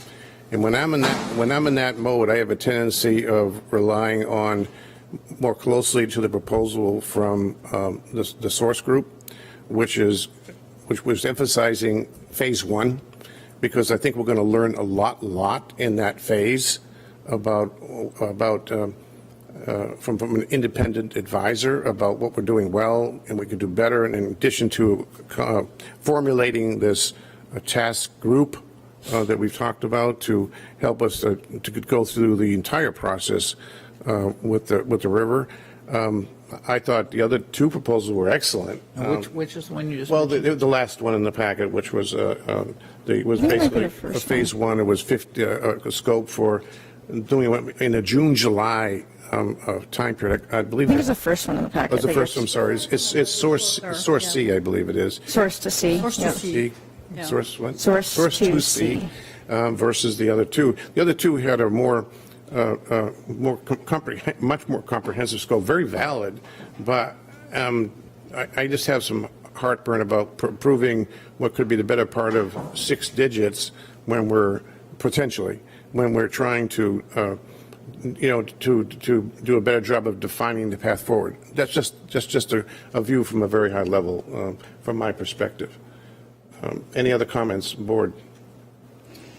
So I had my concern with the source to see, which seems to be very short, is what are we going to accomplish? And in just a few weeks. And to me, the way I'm thinking about the consultant and shepherding kind of the whole process of looking into the watershed restoration is really having a partner that can help us through the entire process. So that's why I thought that the FBE proposal, which included a lot of methodologies, both in participatory action to help with enrolling the community and having different types of conversations, different types of research and reports. To me, it feels like more like a partnership for the long run of how long this process is going to take us, and we're talking years, not months. So that's one of the and I felt that they had the expertise, experience. They've already done that with other watershed restoration systems. So I really, but I was also shocked to have such disparate proposals between Source to Sea, which is very short, super inexpensive, and those 2 other proposals, which are much more involved. And so I'm wondering what RFP, what terms of reference did we send to get that difference in scope? Yeah, that's to the core of what I was saying. I think my suspicion, and I wasn't involved in all that development, was when you have a scope of services that's not well defined, well chiseled in granite, you kind of reach out for recommendations from consultants, and I think there's a strong possibility that very good FB's a very good proposal, but you get through their phase 1 and you may redirect. Right. So that's where maybe I was wrong, but maybe I read source to see the saying, let's take the first step together and see, get them engaged, get them connected, and knowing as much as we think we do about this project, so they can make recommendations on the path forward with the project and our task force. That's go ahead, Allison. Seems to be different. Yeah, so I think that probably the discrepancy there is that I believe what Audra sent out is sort of like a really broad, like sort of everything. The reality is that we don't know exactly what we need, and we need help defining that. The people, I think the Epi-Environmental and Biohabitats are both, Biohabitats is a very big company. Epi-Environmental is a little smaller, but they're a full service engineering firm with everything involved. Source to See, those are I think it's two people that have other jobs right now. So they do this on the side. They were involved with the Penobscot River restoration project. I did a bunch of Googling of them. George is a teacher, and so they are, I think each company did was sort of respond to what they would be able to guarantee that they could provide at this point. I do kind of like the idea of starting with a smaller scope of work, and then, one of the reasons being the, funding available. We will know by the end of the summer, we'll know whether we're going to get that larger grant or not, which would have a component of it that would be, we could then put out a request for full service, community engagement and stakeholder engagement, and look at maybe like a bigger contract. But I think I like the idea of this sort of, these two independent people that aren't going to be, they're not vying necessarily for, this whole big contract right now. I think they might be able to help us look at, okay, let's take the interfluve report, let's take a committee that we find, let's look at all of the questions that, come up about that, and work on this first phase as saying, okay, well, what are the, deficiencies in the interfluve report? What are the questions? And sort of have that as a defined task that, a diverse group of people comes up with a bunch of questions, and then this group works to, and then at the end, then when we find out if we are going to have a bunch more money to do this and look at different alternative designs and all of this, then we could, look at a bigger company. I'm not sure, Epi-Environmental has done a lot of watershed management stuff. I'm not sure that they have done as much in terms of fish passage. Yeah, I mean, I'm not super worried that they have not done that much. I think that they look like they have a super qualified team, and that they can pull from whichever expertise they need to rise to the task. So that doesn't really worry me. What worries me is spending $15,000. Is that the? Yes, correct. For what? What are we going to have? We're going to have a memo summarizing the gaps in the interfluve report? No. What I would see we would have is a... And a proposal for a steering committee? No. The first phase should be implementation of the... No, they would get a committee going. Yeah. Going, okay. Yeah. Work with the committee to address the questions of the interfluve report. I mean, that's part of what we would need to define and have them define for us. I don't know that we have the money to do all of this other stuff right now, and the other ones. I know. Don't. But I think what you're doing is, we should work with them to get a package that says we can use this for going forward to whatever subsequent task we may want to pursue. And then we're going to hire another set of consultants when we win the budget, and they're going to go, okay, so what those guys did, we need to do it again because we don't agree. I'm not sure we're going to get what we want, what we need, or we're not going to end up paying twice for it. Maybe one other thing we could do interviews. I agree. I mean, I really liked I was encouraged by the by the proposals, by the enthusiasm, by the, Googling biohabitats too. They've done some really cool stuff around the country and some really interesting compromises with controversial projects. I just don't know that it seems like the summer is a time when we kind of need to do some review of what we've already done and work with the community to kind of address the issues of the interfluve report, and that we're not, probably those other two, I think biohabitats was pretty clear that they couldn't do some of the communication stuff, which is really what the town is worst at. So I guess it would be between these two, but we could go and we could do, interviews of the. Well, fundamentally, maybe it's the way I read FB in the proposal. Task 1 was project kickoff meeting, administration and communications. Are these sequential tasks? It doesn't say. And if it's a sequential task, their task 1 is no deliverable either. So, task 2 is when they talk about working group meetings. I think that's a vision for how, the whole project could unfold, which is, I liked the way they did that. I did too. I don't know if we said, what if we just want to work with you for the summer in this? But look, an RFP and a proposal, they're just, again, it's the occasion for a conversation. We can tweak anything we want, we can propose something different. If the urgency is to kickstart a process with a committee, with a review of what's happening, with having kind of taking stock of what we've done so far, while keeping in mind that when we get the other grant, if we get it, we can hire another set of consultants that would help us throughout the entire process. Maybe it is worth spending that $15,000. I would like to see other things in the deliverables. A little bit more tight. I think it's an easier path to the first step to do what you just said. Get a source to see, modify their phase 1 to whatever you want to call it, their proposal to reflect what we agree is this couple of month effort to get this thing on a road, on strong footing. No. And besides, we have a budget problem, right?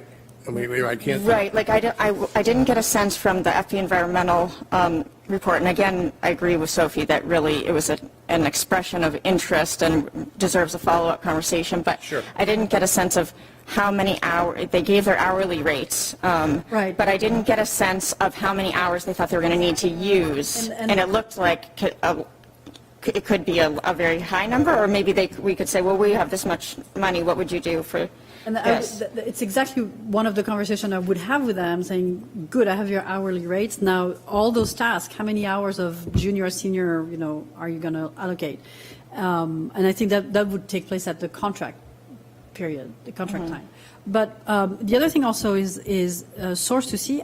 I don't know these people. I don't have their CV or what they've done in the past, so I would love to see that as well. Because I don't know that they can do those things. Again, I think it's important that we spend our money wisely, and that whatever they produce, we have to be careful that it can be used further, right? Because absolutely. That's why I said the first step should be, in my mind, closer to what they've produced.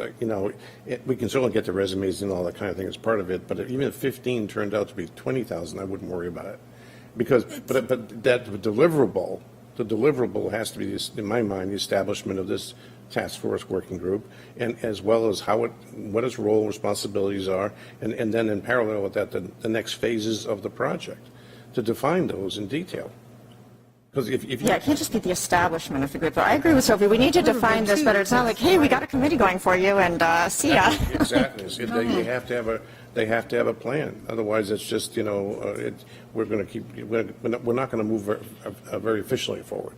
And another thing, just to be completely transparent, that really caught my eye in both the other proposals, but particularly in FBE, is that they look like they're a full service consultancy shop that can help us write grants. And they've done that in the past quite successfully. Right. And, you know, it's something I would really welcome having more help at the town level. Interfluve does the grant writing now, can do the majority of it. We already have a lot of those skills. So I think we're looking for somebody to supplement that in terms of doing a better job compiling questions and working with like sort of a back and forth with the community. The grant writing really isn't a major issue. It's the grant administration. They can do that too, apparently, so. Well, doesn't I mean, I agree, yeah. Well, they have engineering too? They have engineering, yeah. Yeah, which we kind of have, you know, to that point. We've got to be careful we don't oversell. But again, I'm only basing this on the fact that the RFP was more, I'm going to exaggerate, a little more verbal. And this is what you get with proposals that jump all over the lot because you weren't specific about the scope of work you were requesting proposal for. Yeah. And if we go, also, the second thing is that if we do decide to go with source to see, I really want to let FBE and by Habitat know that this is not taking them out of the game. This is kind of a first step in our process to help us set up, you know, what we want to do. But it's not because we go with source to see that we. Right. You know. I would agree. I like the idea of going to source to see because they're talking about setting up. We don't want to jump too far ahead of the townspeople. And the other ones sort of look. I like the FBE a lot. If we were ready to move ahead and do the whole scope, they would get my vote. One of the things I was concerned about when I read it is Camden is considering full or partial removal of 4 of these dams, and 3 of these dams are being considered for fast fish passage. I don't think we're at that point yet where we've definitely said this is what we're doing. There are too many people in town that are concerned. I went through the Interflu report again this afternoon, and I have my personal feelings about what we should do with the Montgomery Dam, but I think that we need to educate people and get people in the committee. That's what we've talked about doing, starting with the first one, and getting information out and educating the public is the step where we should be right now. I don't think we should be jumping ahead. And then after we get an idea of where we specifically want to go and the town agrees, then we can move ahead maybe with FBE. Just to clarify. But just to clarify, isn't there a map on the website of the town that says these are the dams considered for removal? And and considering full or partial removal. So I think there's some confusion about that. We were considering partial removal of the Montgomery Dam back before we were even on the select board because the first that they were going to lower it. No, I understand, but the report, there's a broad range of things that constitute. There's a lot of information in the report about. Again, I'm not bringing my personal opinion about where we should be. I'm just saying, you know, we need to clarify for the townspeople, for the whole townspeople, not just the people that want Montgomery or don't want Montgomery. We need to clarify and have the meetings with them and say, this is the science, let's get it explained, and then maybe we do need to have a town vote about how to proceed before we start spending lots of money to go where we need to go. Yeah, I think you're getting a little ahead of ourselves. This is not a race. It doesn't have to happen tomorrow. It's not a race, but we have to start. The issue is that starting with the first people. The issue is that Harbor Park is like collapsing right now. So. Well, the whole thing, we've been talking about a consultant since last year. Yeah. All right, Since I so, came you on know, board, so. the fact that and I understand why, we didn't have a defined specific scope. That's what we're really looking for. But I think that should be, I think we should definitely, if we decide source to see is the right way to go, I think we should clarify with them what our expectations are for this first phase from them. And yes, in parallel with outreach and all that kind of stuff, that's a given. But in terms of the project scope going forward, what they see, you know, no consultant who is sitting X miles away can read everything, they can get a gist of it, but until they're immersed in what we are in, they will make more wise decisions about the path forward. I totally agree. And I mean, I'm happy to work, with Source to See, with Allison, with you, to kind of strengthen the deliverables, have a timeline. I mean, the way I write proposals for my clients, I'm a consultant. I do this 17 times a day. I would have more details on the task, on the methodologies, on the timelines, because it's a short time frame. They also share with us. It's just a couple of months of work. So there's a lot to be done because I really want to have that committee we've been talking about and a better understanding of the different options of how to do the watershed management. And, then use this as a stepping stone. And once we have the grant, hire a fuller consultancy, because my understanding also is that they don't want to do, they're happy to stop gapping us basically right now, but they wouldn't want to be doing like the full process like FBE and Biohabitat would propose to do. I think that's probably a conversation we would have to have with them. They each have. Who is the? Have other jobs on the side. It's there's different people. I would hope that maybe we would, if they were perfect, we would. And we got a bunch of grant money. Maybe we could lure them away. But that that would be one. I do think that a lot of switching back and forth between people isn't great, but that maybe they would also be able to help us choose what we need. Well, they're pretty they're quite accomplished. And yeah, I agree that it wasn't like a polished. I was looking at FB Environmental. I was like, oh wow, look at this. It was like fun to read and flashy. And obviously it seems like the other two would need some support, probably from Interfluve or from someone in terms of producing maps or things like that, depending on. So that would be a conversation we would have with them. Yeah, I guess I have two things. One, I like their crisp near-term schedule, which didn't go any beyond August. It was very short-term. Yeah, no. Two, who was question? Audra had been the communicator with these three. Is that correct? For the most part, I think so. Who's communicating going forward? Did Audra? I think that she put a combination of Janice and Dave St. Laurent. Oh, that's right. She did say that. She did say that. Okay. Good. No, that's good. Is that right, Janice? Yes. Okay. What is the are we voting tonight on? But I think we need to move forward. I think we can't. I'm not saying we shouldn't. No, my objective would be to, with qualification perhaps, is to choose X and say if there's any qualifications on it, make the qualification on it. They can always revise data and revise information. In my mind, it would be Source to See with a clarification of their, this, I'll call it the phase one efforts. So this 3 months, and if you want resumes, that's fine, and their experience, that's fine. But I think that. I also think that one of the things we should have with them is a kickoff call and to kick off this consultancy with them at the select board level. Can we do that? We can? Well, I mean, that's where we have the town staff for, and that's where Janice and Dave. Now, I'm sorry. Yeah. We have RFPs, we have proposals here that are so different in nature that I would seriously request that either Allison or me be on the kickoff call with those teams. Because I don't want to have... you said... I don't think Audra is saying that the select board can choose to get involved. It's just that... Yes. You said select board. To me, that's 4 people right at the moment, and it's going to be 5 soon.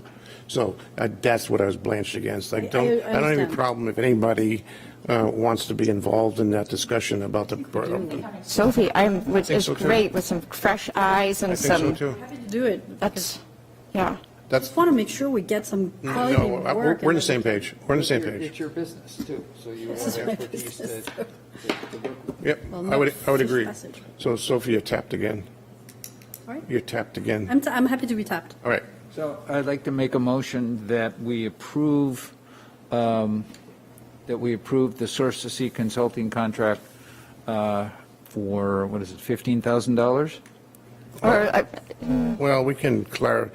I mean, not to exceed. I would say not to exceed 20K. We authorized, Yeah. Not to exceed 20K. Give it a little cushion to clarify the scope, but you guys may want to clarify the scope. Give yourself a little cushion.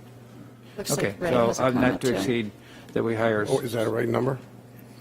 Or do you want more? should be.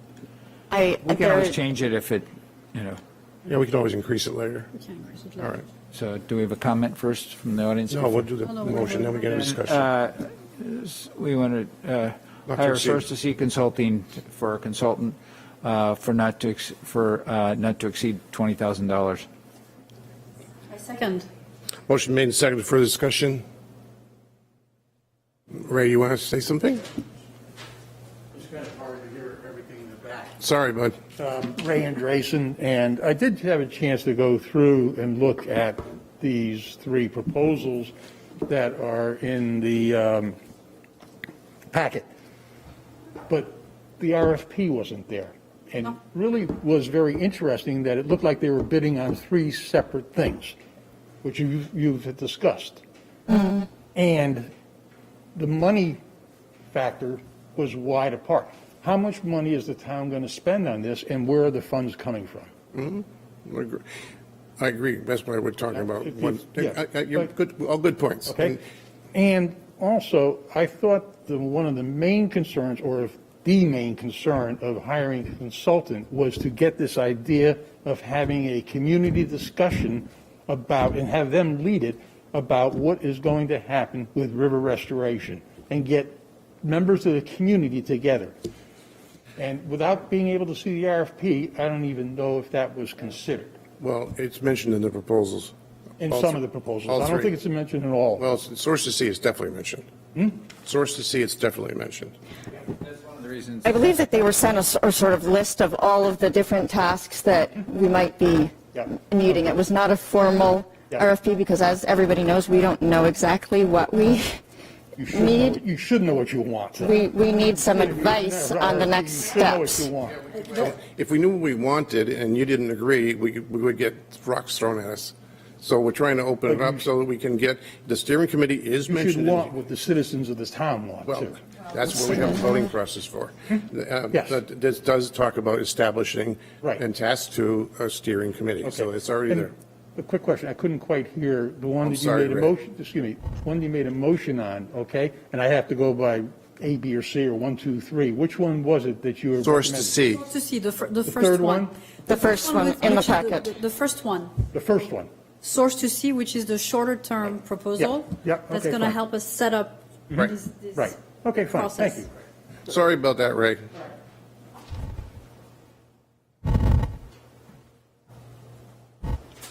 Thank you. Sean McBride, Camden resident.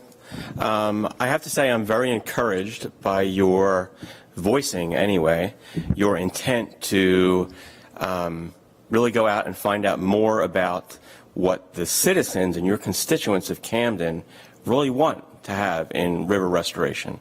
I have to say, though, there's a disconnect and it's inconsistent with what we've seen prior to this point, where you have taken every step to thwart the legal rights of the citizens of Camden to petition as well as to hold a town meeting that is our legal right and a bedrock of democracy in New England particularly. And I would like to know, what recourse will you allow your constituents to have if, as we move along, we feel like we're not actually being either listened to or given enough voice? You're right in everything we do is in public, and you're right to comment it at every step of the process. Every meeting we have, we don't have, except for executive sessions, which are always legal matters, everything is open. Nothing is under the table. It's all in front, so people, as they do now, can comment on it whenever they want. I think that the one thing that is most important is the only thing we can do to make any changes in the river is pick a time to move it for a town vote. We do not have the final say at all in what happens with any of the river restoration. It has to go to a town vote. Right. It's always that's the town government. There's a discussion about. I had a question come to me about we've been discussing with the comprehensive plan or the Charter Commission about whether we should move to a town council as opposed to a town select board. And the difference for that is town council like they have in city council like they have in Rockland could make the decision to say, okay, we're going to go ahead and authorize this plan and take this out. In a select board, and I think a lot of people misunderstand, we cannot do that. There are very few things that we can vote on, the five of us, to do.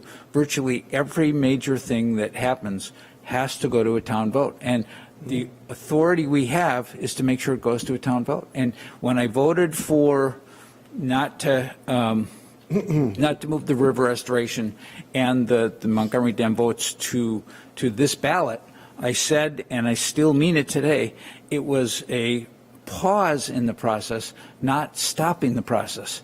That still, the town, you will have the same vote that I have on river restoration, Montgomery Dam, the same individual vote that all of us will have. And I want to make sure that people understand that we cannot make these changes.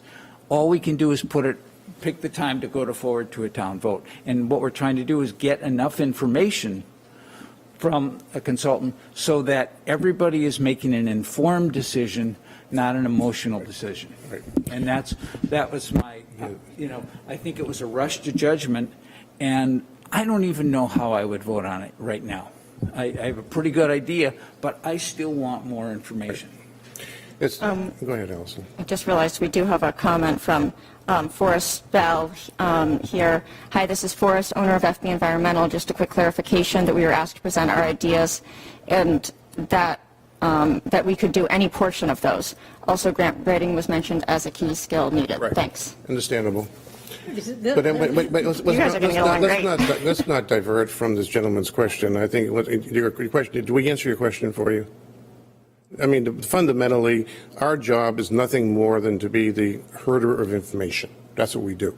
We have very little power, really, as a select board. We can't change ordinances. We can't do a long list, including remove dams or whatever, without a public vote. That has to occur, period. So now our job is to develop information that allows for logical decisions to be made, and to develop information we need to do studies and this kind of thing. That's what we've done. It's really a simple process. It's not that complicated, and it's all of it from the very beginning to the end is open to the public. So while you might say that again, our experience is different. Not only myself, but many of my fellow constituents, where we feel like you have taken upon yourselves power that you did not mention right now.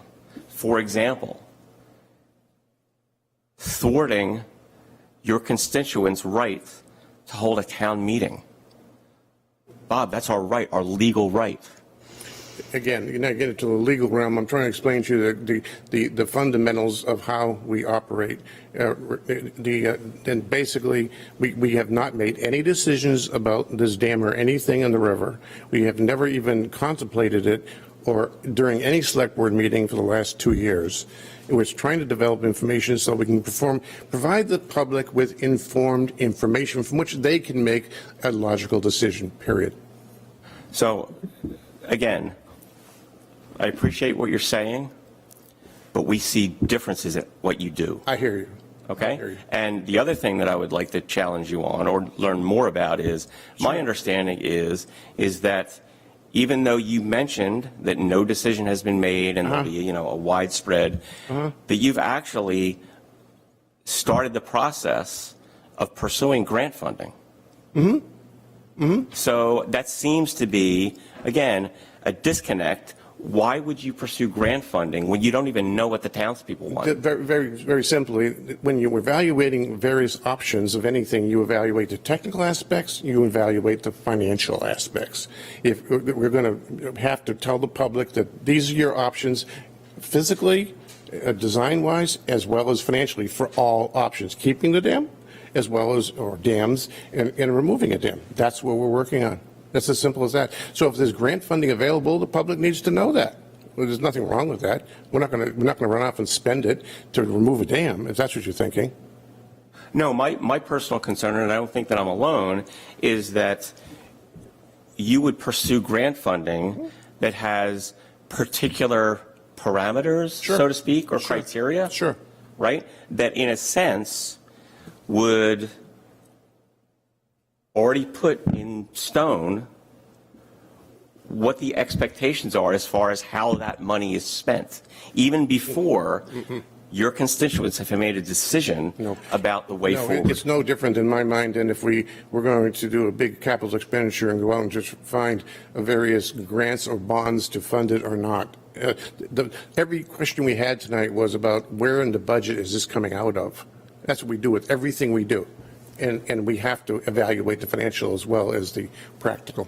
So the grant funding is available for projects that increase our resiliency to climate change and restore habitat. So it has to reduce the town's long-term maintenance costs. It has to implement nature-based solutions, reduce the flooding risk, and increase access to habitat.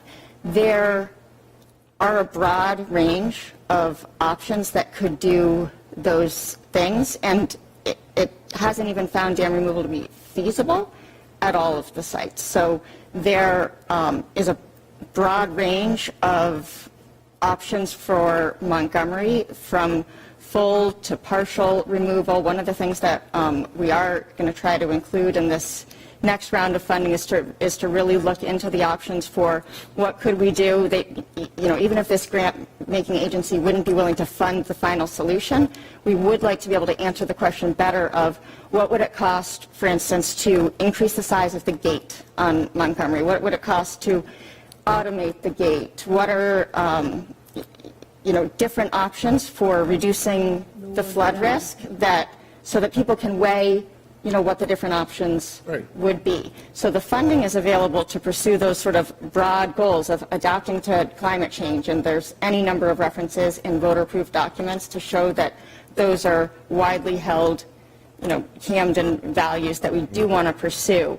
Whether dam removal is the only way to pursue that at Montgomery is not completely answered yet. And so we do need more money in order to be able to pursue and present more options so that people can say at the end, maybe it will be, okay, here's option A for Montgomery would be something that maybe taxpayers are going to have to pay for, that it would cost this, but we can increase the size of the gate and we can do all of these things.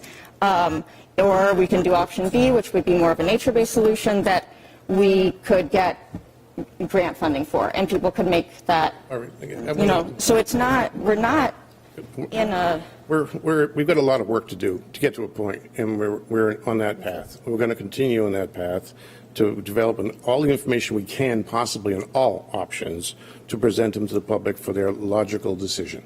Period. It's really simple. It's not so complicated. If you need more information than that, you could take a look at some of the previous meetings we've had when we discussed some of these things.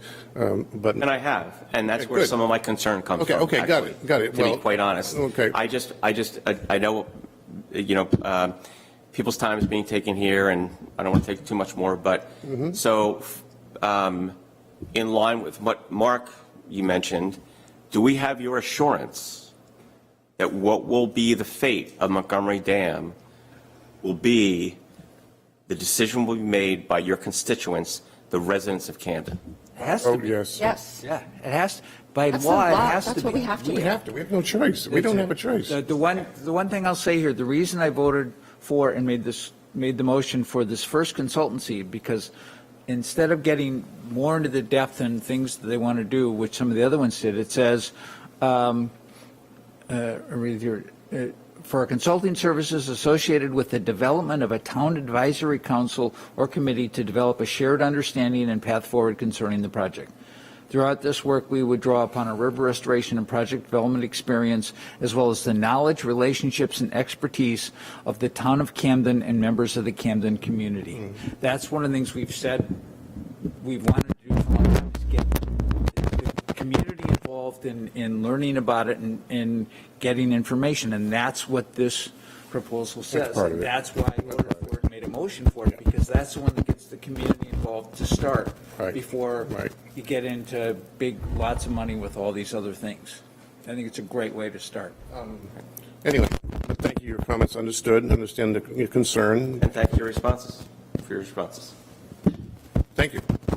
All right, onward, we have a motion, oh, I'm sorry, sure. Sure. Jean Brewer, Camden resident. So, actually, I had two questions. But, so you're not going to interview this person before, or you're voting to go ahead with this person before you interview? Because it doesn't seem like anybody's interviewed this group, these two people, right? Cedar Sources. Cedar Sources, yeah. Okay. So are you going to interview the person first, or is Sophie just going to get details so that whatever you're paying for, I mean, it seems kind of, if you're going to go forward with this group, that you want to know what they're going to be able to do before you hire them, is what I'm saying.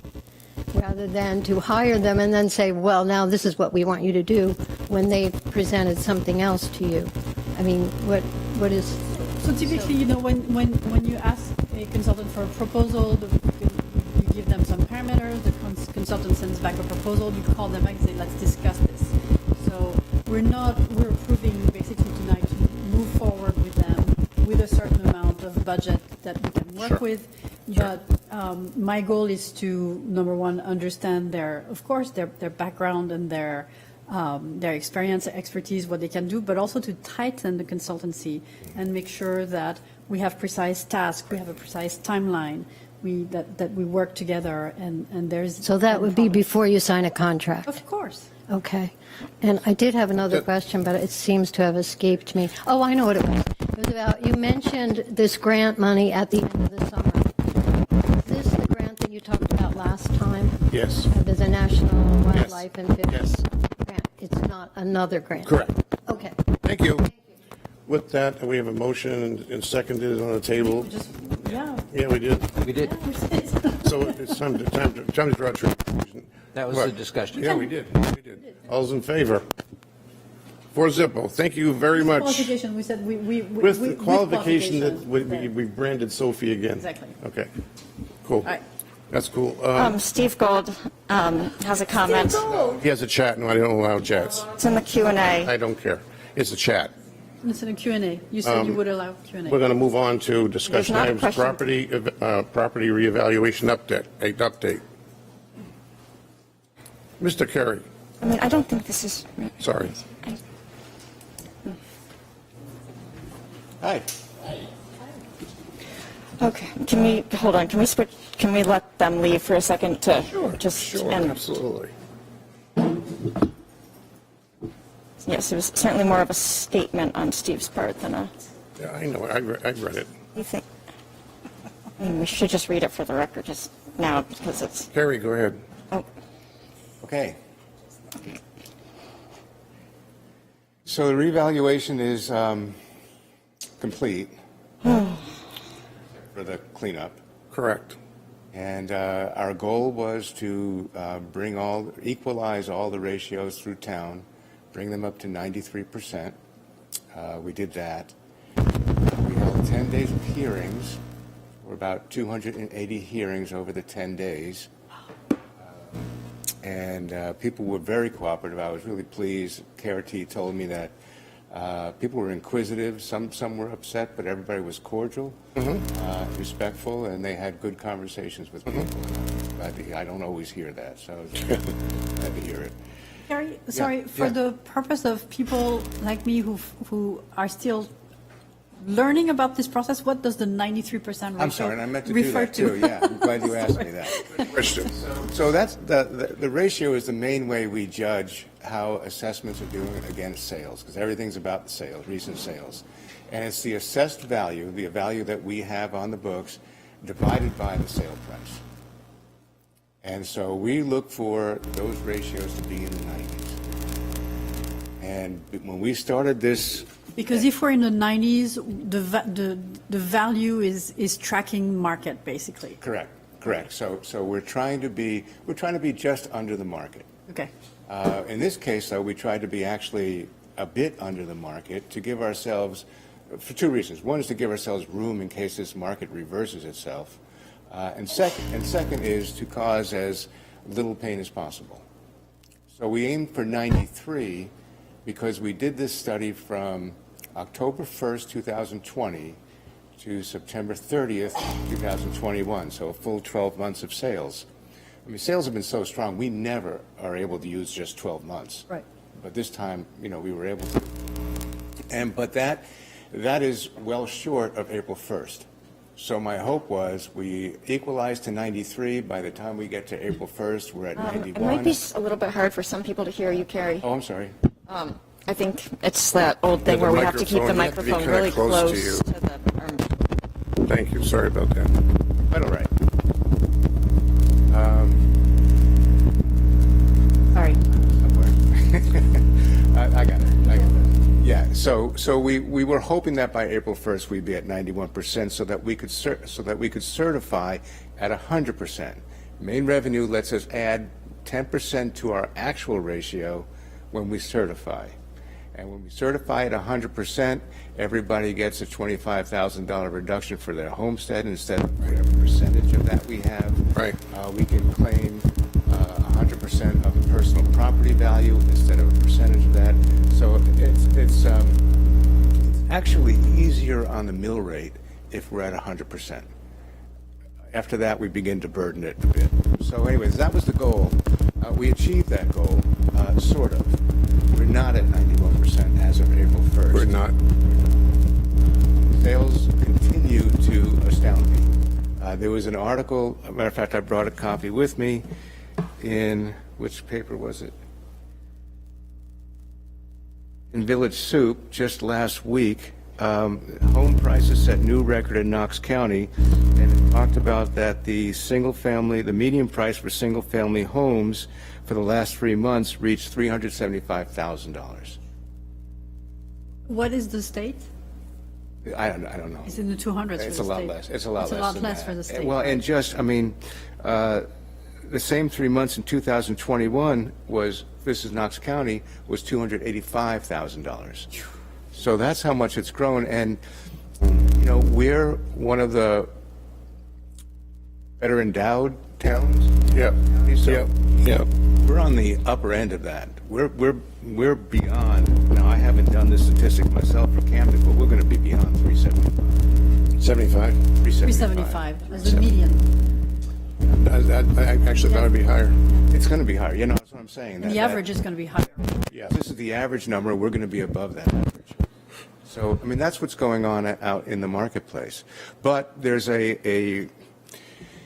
we equalize values. Main Revenue Services does their ratio in 2-year increments.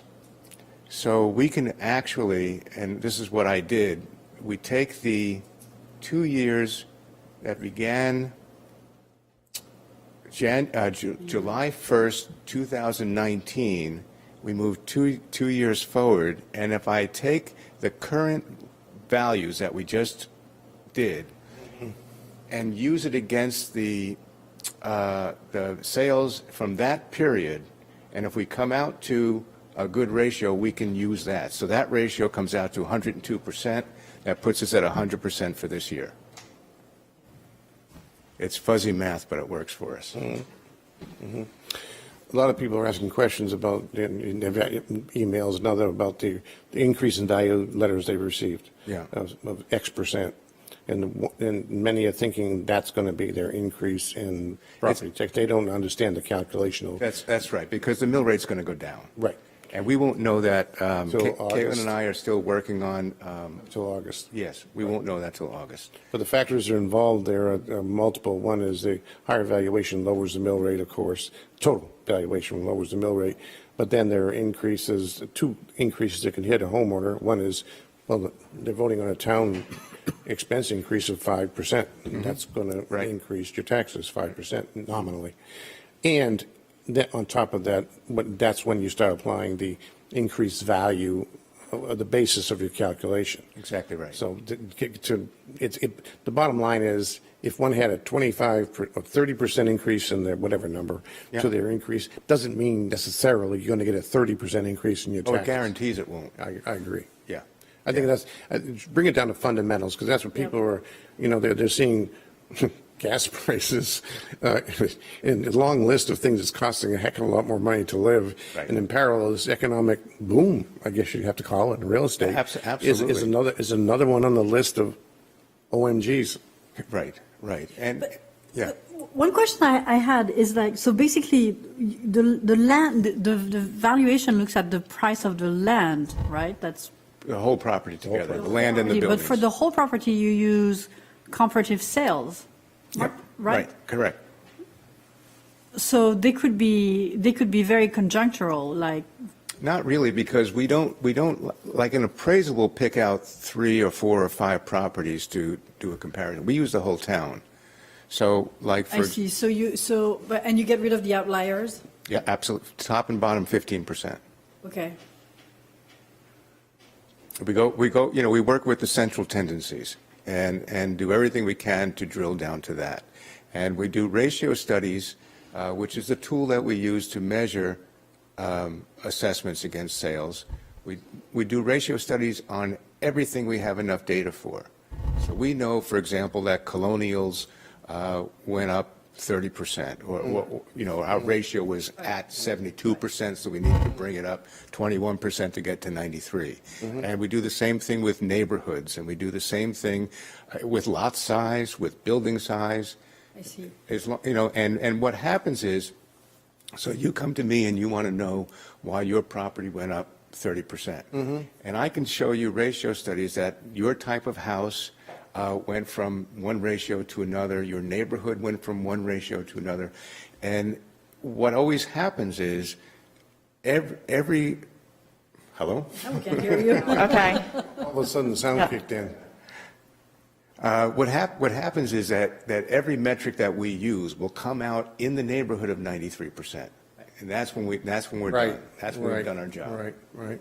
Understood. Well, I think you said it, but again, I try to bring things down to real big. People ask me very basic questions about, you. Yeah, and Caitlin's always saying, if I had stop you, with the numbers. If I had you explain the calculation for the mill rate formula, it would have everybody asleep by now. I would think so. But it's really getting loud in here, but it's good.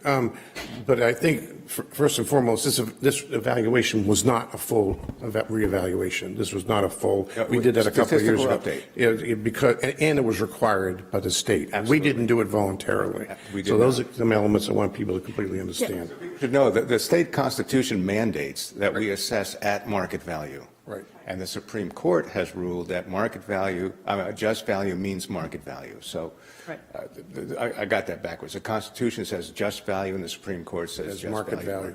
Right. So that's what we're working with. I had exchanged emails with Carrie to see if we could organize a meeting where people could come and ask questions on the methodology and the questions that we asked tonight, because I think it would be valuable. You can. The only caution I would have is until we know where we're going with the mill rate, you can't answer. The bottom line, people's question is, how much am I paying? And you're not going to have that answer until August. Exactly. Sophie, that might be a good idea after we get After the mill rate, to that. or to explain the whole process. That would be perfect. Great. That would be perfect. So Point. I can actually show the calculation and not put people to sleep, maybe. Well, I think that would be very helpful because he has to do certain things for, I'll call them contingencies in the calculation, which he has to determine yet for overlays, and a fancy term for contingencies. Right. But I think you're right. We could absolutely do that in August. I get questions too. Well, I do too. And down the street, people stop me like, "Arr!" Yeah, no, I didn't put together a whole presentation, so you can relay those questions. I can respond to them if you have them. Yeah, I think it'd be very appropriate. Allison? So one of the things that was different this time is that when I went to that website that KRT had set up, this time I wasn't able to see like the old value right next to the new value. Really?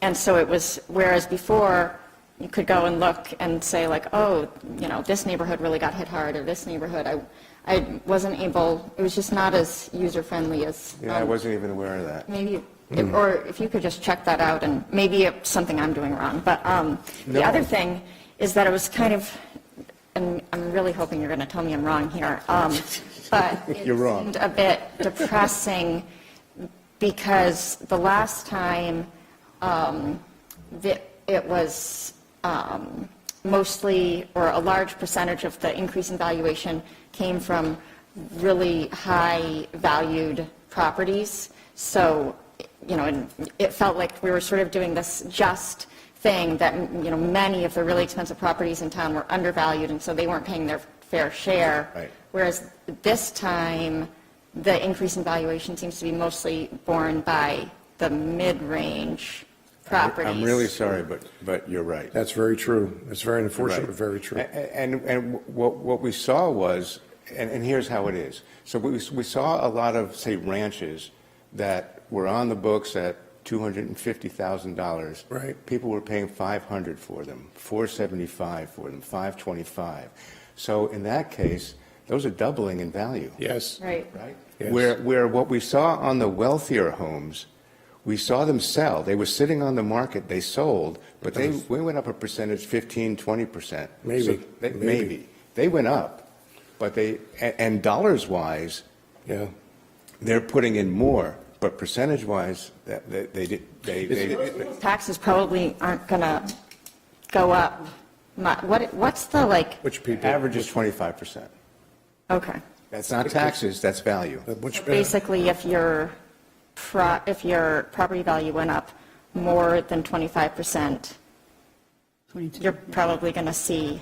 Everybody's tax bill is going to be less than the percentage they went up by. yeah. Because That's home, because the mill rate's going to go down. the mill rate's going to go down. I understand that, but that's not. But people don't care. They do care, and I don't have the. I care about the mill rate, but if my property value went up 35%, Right. I'm going to pay more in taxes. No. Yes, Yes, you are. but- Yes, you are. Property value went up 10%, I'm probably going to pay less. I understand that you don't have You got everything it. all, You have but it exactly right, Allison. Yeah, that's very close, Allison. That's very close. You have to be The plus. denominator you we gotta- really need to get out the word about, we do have help available for people that are truly, not just the people that would prefer to not pay, more in taxes, but for people that are truly struggling because of this. The town does have a lot of help available for people that are willing to provide income and asset information. Janice recently gave us all that information. Yep. But we should just be kind of hammering that all That's the time. assistance money, yeah, but I think generally speaking, you're plus or minus some percentages, you were pretty close. And Caitlin and I, whenever we talk to somebody, we look up their property, we make sure they've got the exemptions they're Right. entitled to. And many don't. Many The don't. people that Many call. don't. A lot of people just kind of quietly suffer, and they're like, oh, gosh. Yeah, And right, they don't, exactly. the demographic of people that are going to call up the town assessor and, debate it or whatever, it's excluding a lot of people that just don't even. There's also, and at the state level, right, you can put a lien, an equity lien on your property if you're over 65? I can't hear you.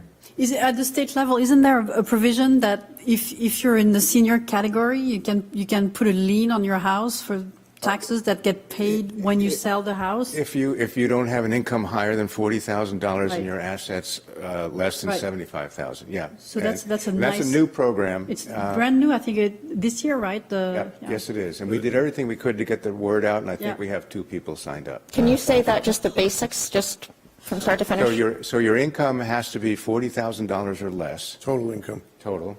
And your assets, your liquid assets, if you're, I think I have this right. If you're living on your own, $75,000. If you're a couple, $100,000, or it might be 50, 75. I don't have it quite right. Yeah. But those are the parameters. And if that's the case, Sophie, you're right. The state would pay the property taxes and put a lien on the property so that They can get it out of when equity. the property transfers for whatever reason, then the state would collect. Yeah, that's a double-edged sword. You got to be So careful. basically, you don't have to pay your property taxes until you sell. Correct. That's Correct. right. Yeah, That's and right. you have to And sell you at a could- profit. The danger of that is you can wipe out your equity. You could, but if the assessment, if the value is going up, Yeah. so is your equity. That's a very good point, very good point. There's a way, yeah, but that should be, better publicized, I think, also. Yeah. But I think we'll have, I think you get to Allison's question about, if you get a 35% increase, you're not going to see a 35% increase in your property taxes. Definitely not. But it's not going to be zero either. It's going to be, something close to 15, 20%. It could be that kind of numbers, but we won't know that until August. And then we can have what Sophie recommended, a good work session to explain to people. And anybody wants to discuss, how it works and how we got there. I mean, right now, I'm spending just about all of my time doing that. Yep. While Caitlin is doing all the other work. I see. So, and then when tax bills go out, I'll be doing it again. Well, thank you so much, Kerry. I know it's a tough one, but people have logical concerns and they need to be addressed. It's understandable. All right. Thank you. Thanks for your questions. I'm going to promote, do I hit the wrong person? Yeah. Ernie Martin from MDOT. Thank you. I think I did it right. Yep. Did I? Yep, I think so. They disappear for just a moment before they reappear. I see. Ernie, are you in the background there? I see you're muted. There he is. I'm right here. I'm right here in the dock. I wasn't in the light when this started, but I'm in the dock now. Oh, no. All right. Well, That's okay. Good to see you after 2 years. Ernie, I guess sorry it took so long to get to you, but there are, I believe, a couple of projects, one of which is in our packet that you wanted to discuss the status of from MDOT's perspective. I guess the first would be this, which was kind of a strange title, but it's basically the Route 1 area just south of C and Rockbrook Roads, C Street and Rockbrook Road, the bridge that crosses over the waterway there, and reinforcement, reworking that slope stabilization, as you called it, correct? Correct. So let me share my screen here. Thank you. So this is the slope stabilization project that Bob just mentioned. Hold on. Let me just. It's right in town. Let me just mirror my screen here so that everybody. There we go. No, that's yours. There you go. We got it. Go ahead, Ernie. All set?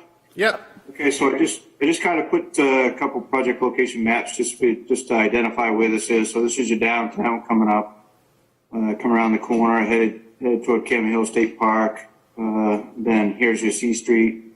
The red line is an approximate location of the wall that we're trying to stabilize that's kind of falling in.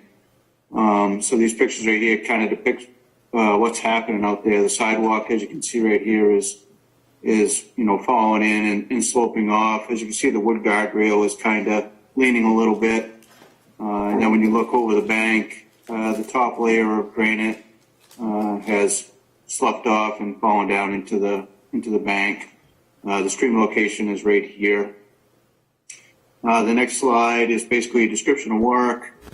The red area is the abutment that we're gonna fix, and all these little black dots are what we call dowels that are gonna be drilled through the rock into the road surface to kind of stabilize it. Mm-hmm. So the restacking of all these granite blocks, this is approximate. This isn't really defined very well, but it's a good portion of the top level of these granite blocks have fallen. So the intent right now is to replace all of these, stabilize the abutment. We will get into the stream a little bit. There will be a little cofferdam located here, and I'll talk about the dates here in a second. Mm-hmm. So the traffic during the daytime is going to be controlled by mechanical signals, which is another type of traffic control we use. And again, there's sidewalks on both sides of Route 1 at this location, so obviously the side that the work's taking place on will be closed off to pedestrians, and they'll be forced to the other side. That'll all take place and be controlled by whatever the contractor comes up with for a traffic control plan. to take care of that. Duration of the closure is going to be 4 weeks. So to the schedule, basically the stream that we are impacting has fish habitat. I believe they're smelts. So the work window is typical July 15th to October 15th. So what we've done in order to stay away from the traffic that's out there, because you are in kind of a congested area of Camden, we're actually pushing the start date to after the Indigenous Peoples Day, which is Monday, October 10th this year. So looking at that, construction's not going to start till that Tuesday, October 11th, and then you go to that 4-week time frame, and construction's complete by November 4th. We are advertising a little early to try to get out ahead of hopefully some of the contractors that are going to be looking for fall work. Hopefully we can get this one through with some decent bid prices. So with that's really all I have for this project. Any questions related to what's going on here? Thank you for that. My name's Allison. I definitely have a few questions and concerns. I'm actually just going to share my screen real quick here. So I want to show you the first thing is I don't know how much tracking of this kind of stuff you do, but this is flooding that happened in one of our recent storms, and historically this is actually one of the areas that has been the most impacted by flooding. I mean, historically, if you go back to like 1915, 1922, multiple times Route 1. Is this Route 1? Yeah, this is exactly the area that they're talking about. And so, as you probably know, the culvert is highly undersized, and it is prone to getting things trapped in it. Here, it actually wasn't blocked by anything. It was just because water was coming out really fast the other side, but it was just the sheer magnitude of the water coming down. And so that would be the number one thing, that like did you look at alternatives to just patching up the status quo? Why wouldn't we be making that a larger span or a proper bridge or bigger opening? Yeah, a bigger opening. That also would be fish passage friendly. It's not a very good culvert for fish getting through. And then the other thing is that smelt really have a hard time accessing that stream. Historically, it definitely was a smelt stream, but right now the major species present are brook trout. So the fall would be a really bad time to do this. It's one of our only streams that's never ever been stocked, but it has a year-round population of resident brook trout and then possibly some sea-run brook trout as well. So I'm sort of like, it's making me very anxious for a number of reasons. Yeah, no, it's two very good points, Allison. Obviously, we're just protecting the slope failure, the granite, the sidewalk. We're not even looking at the bridge structure itself right now, because obviously probably for cost reasons. And the agencies have given us this work window, and they're just focused on the smelt. There's no Atlantic salmon habitat or brook trout at this location. Not to say there isn't, but that's what the agencies have given us for information. So on the end of the work window that it just hasn't been properly surveyed. Yeah, it's okay for the end of the work window, but they definitely didn't want us in the spring, but we wouldn't want to do it in the spring because of exactly what you're showing here on the screen. And I have heard that area does flood, but it's very minimal. It's not like year round. I know, listen to your conversation earlier about climate projects, adaptive, resilient, whatever you want to call them, they're forthcoming. I got 5 projects in my portfolio that are climate driven. Again, it's one of those things where, like you guys, we're still trying to figure out exactly how to treat them and what to do. So that process is is laborious right now because of the direction that we're really unsure where we're going to go with these. What's the budget for the project? Excuse me, I didn't hear that. What's the budget for the project? I think it's 900,000.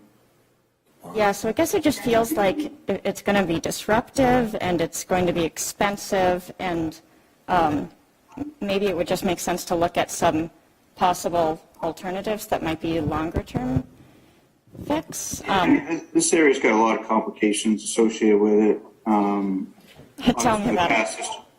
Past history, it's historic on top of, environmentally not friendly right now, like you're showing on the screen. So, you have a lot of hurdles that have to be involved here. I mean, a span structure or a box culvert, you're looking at the millions right now.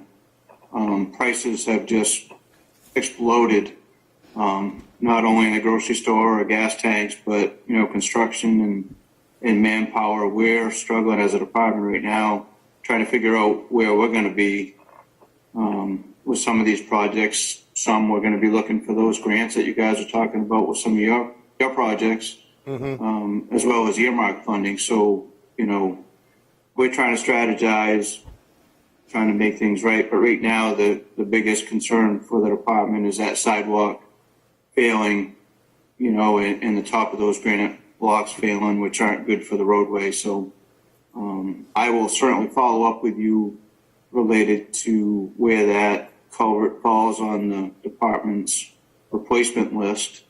But that's all really I can do for you at this point in time. Okay, we do. We have Dave St. Laurent. Should I bring him in, Bob? Or? Yeah, Dave, does he want to read the question? Well, there was a question, but he also raised his hand. Oh, he did? I didn't see that. He did. Do you still have? I don't see.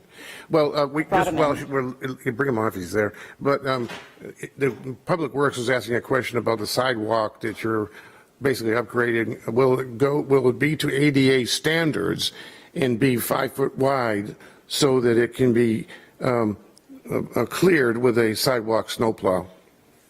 I didn't see. Yes, but we're going to typically we're going to get a 5 foot sidewalk in there. And that's what we typically do. What size is your sidewalk plow? Like 54 inches, typically right. 52. Right. Okay. Oh, you're muted. Raising his hand again. There he is. Dave? Yeah, I mean, that would be adequate. I mean, we can clear a 5 foot sidewalk pretty easily. Yep. With our machine. One of the other things that's a problem is that it's prone to flooding because of the drainage on the scuppers. I mean, is there going to be any, that area not only floods under and before the dam, or before the bridge, but it also floods on the roadway because of the drainage on the roadway itself. Is there any plans for doing any improvement to the drainage along the roadway? Not at this time. Yeah, I mean, that's one of our places that we have to frequent, like routinely every time it rains, especially in the winter.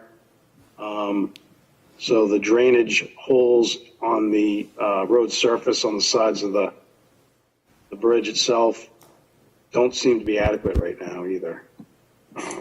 No, we understand. I understand. Unfortunately, I'm project development, so I get handed a project, I deliver it. Obviously I'll take these concerns back to the office with me, and I'll try to get you guys some answers on what the timeline is for replacing that box, if any, to be honest with you. I know just being down there a few times, there is a lot of development happening upstream, if I'm not mistaken, down there. So that kind of complicates when you get into drainage coming to a state route. It's everywhere with the development that you guys spoke about earlier. The more you develop, the more impacts, and the more that redirects runoff and directs it to certain locations where you don't really need it.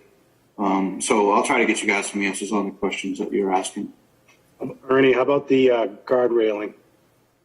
Yep, the wood guardrail, we're gonna have to take off the railings, and we're gonna take the post off and reset those. I think we're looking at a depth of getting them down 10 feet in depth at those locations, but those will be removed and reset.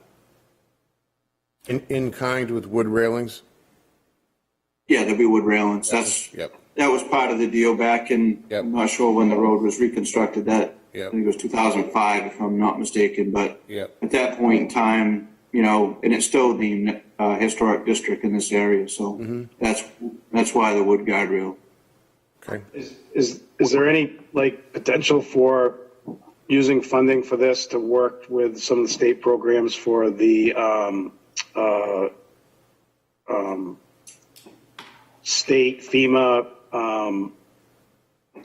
program where they assist you with upsizing drainage areas that are causing flooding? That is probably a question. You must do Pete Coughlin.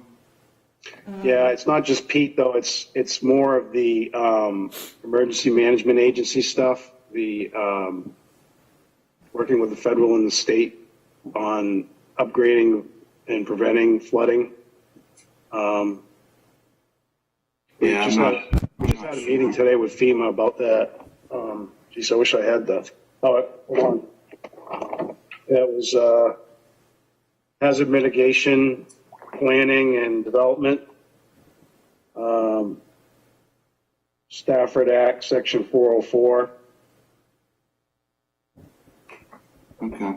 I mean, I can certainly find out, Dave, and see what kind of avenues there are out there. I know there's a lot of grant programs that are being created all over the place just to try to give folks opportunity to apply for them and receive money so they can kind of take care of their issues. So, So in our meeting today with FEMA, they said that for areas that you can document flooding that have continuous problems, they'll match or actually pay a whole portion of the mitigation work that could be done to fix these problems. And I didn't think about it too much because it was a state road. I was looking at it more from the perspective of town roads, but I would imagine that hazard mitigation for the state exists, especially if it's I'm not sure, but I think it's worth exploring something that could potentially, fix the problem long term and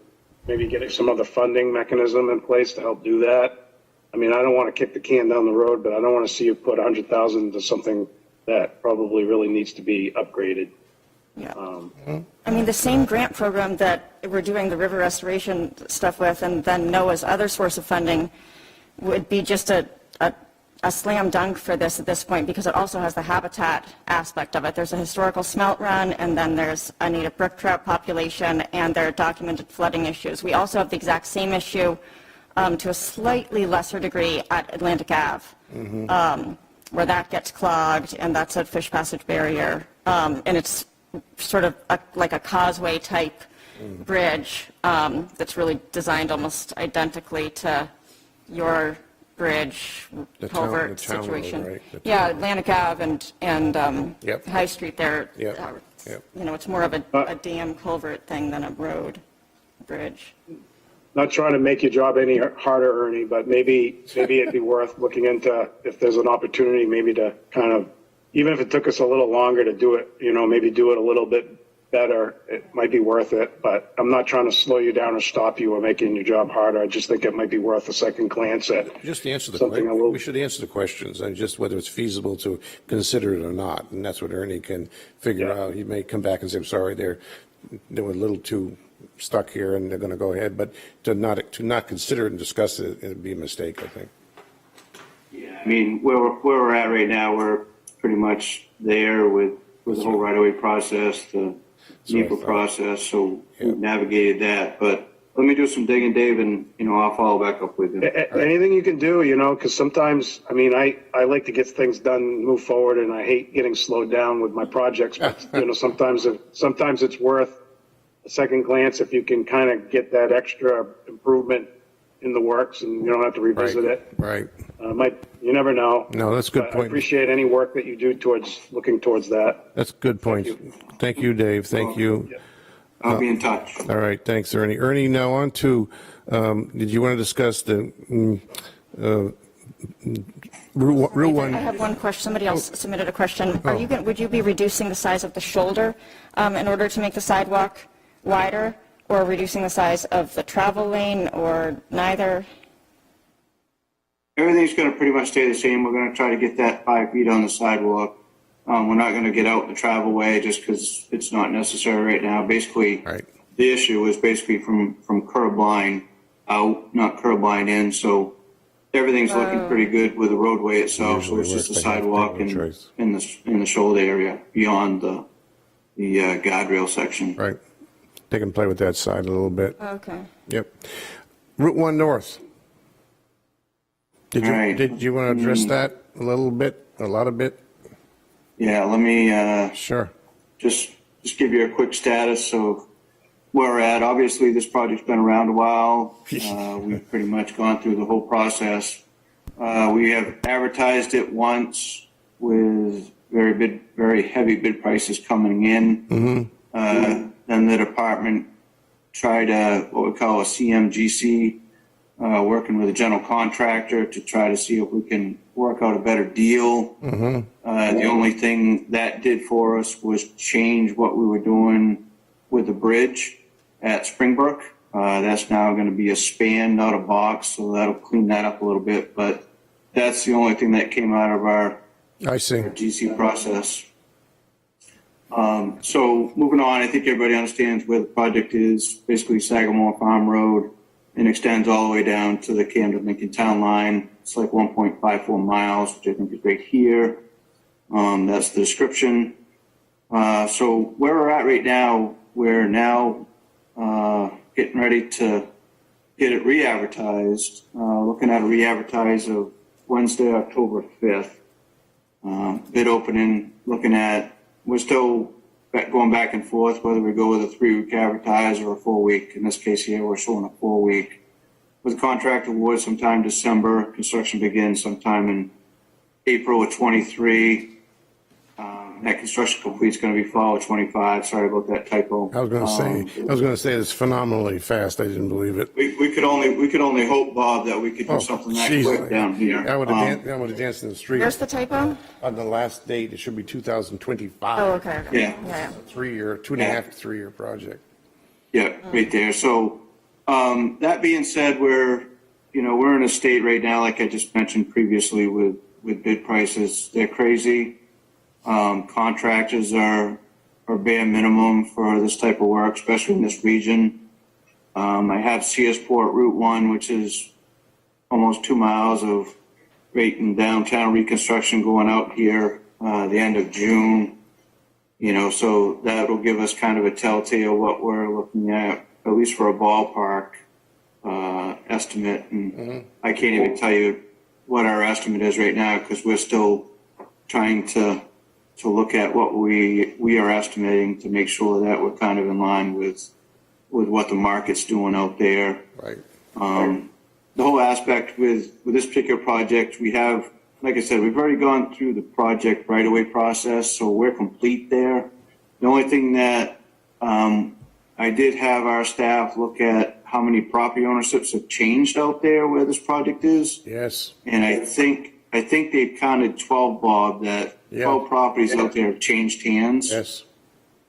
So we're hoping that whomever had it prior to has communicated to the new owners that they might have an easement, they might have a property owner take, they might have a temporary construction right that the department has acquired to do this project. So I'm sure there'll be some ups and downs when it comes to that, when things hopefully happen. I do hope the funding comes through and I hope the bids come in because as we all know, the stretch of road really needs it. So what I'm hearing is that whatever package is bid in October, the only change from the drawings that we have been apprised of would be in the Springbrook Hill area? Correct. And that's going to be just an elevated bridge and at the same elevations as the original, up 7 feet, as I recall, from this current road base. So the bridge, this crossover will be the same elevations, but it'll just be a flyover. Correct. That's a big change. That's a good what we one. want you to do That's a good one, on High actually. Street down lower. That's actually a good one. That really works. Yeah, quite well. it's a big difference, and obviously everything you guys have talked about, especially you, Allison, about impacts to streams. I mean, anytime you can stay out of a stream and elevate the roadway above it, not impact it. That's ideal, and that's really what come out of the discussions with the contractors group. Right. There is some stream mitigation on that one where, I'm sure you've been down there and taken a look, but the outfall side of that area is just incredible with the size of rocks that have moved, with the amount of water. Oh, yeah, the flow through there is horrendous. It's huge, absolutely huge. It's one of the most beautiful streams that you'll ever see in your life. It's a good fishing stream. It is, Mhm. yeah. I mean, it's really a remarkable Is this still in the like many Route 1 projects, 80% funded by the feds? Yes. Yep. Actually, I think it doesn't show in the system yet, Bob, but I think this is getting a federal earmark from, I want to say Collins' office. I don't, really, I'm not 100% sure on that, but it could be. It's definitely 80%, but I actually think it's going to actually be an earmark fund directed from Collins' office. So she's appropriated the federal money? Correct. They all get their own little things to put in the. I know, That's interesting. well, sometimes. Questions, Tony? Yeah, come on up. Yeah, I think there was an article in the paper a while back to exactly what projects they were putting forth. That's new news. Yep. I don't know if you can. Can you see Tony there? I don't. If Tony starts to speak, then the owl should redirect. We'll recognize you, Tony. Let's see if the owl is working. It is. Tony Grassi. Hello, Ernie. Hey, Tony. Two observations. One, I quibble with you. We all recognize this is a part of the road that needs to be fixed. I don't agree with that. At the last storm, the flooding in Lincolnville all along the side of the road was horrendous. There was none in this area at all. There was minimal erosion on one side in Lincolnville between the town line and the beach. There was significant flooding and sheeting across the road. So I continue to and I look at Lincolnville Beach. If you're gonna have earmarks and you're gonna spend a lot of federal money on Route 1, I don't know why somebody doesn't try to figure out what to do about the road going through Lincolnville Beach, which is a disaster. I mean, it's a crisis, and I don't know. I guess I just don't understand your priority system, why you think this is such an important piece of work to be done when all the evidence is that there are much worse problems elsewhere along Route 1. Somebody's dealing with the segment of the road in Bath or just north of Bath, where the road is coming up. I presume, I assume that's you're doing that work. But you drive through Lincolnville Beach at an astronomical high tide, and the water is coming across the road from both sides.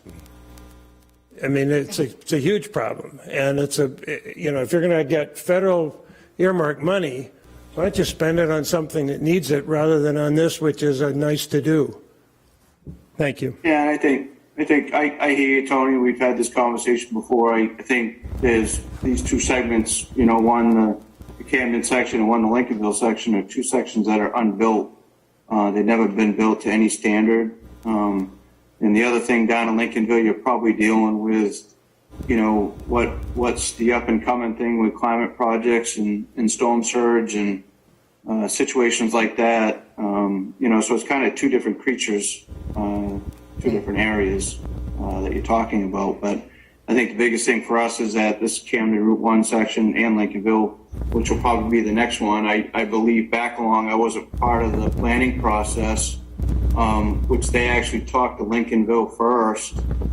And I think they ended up just doing the very little piece of it down in town by the ferry terminal location, and then did nothing else. So I think there's been communication to try to do both of these. And I think that's where we're at right now. Camden's done, or hopefully will be done here shortly. And then, I'm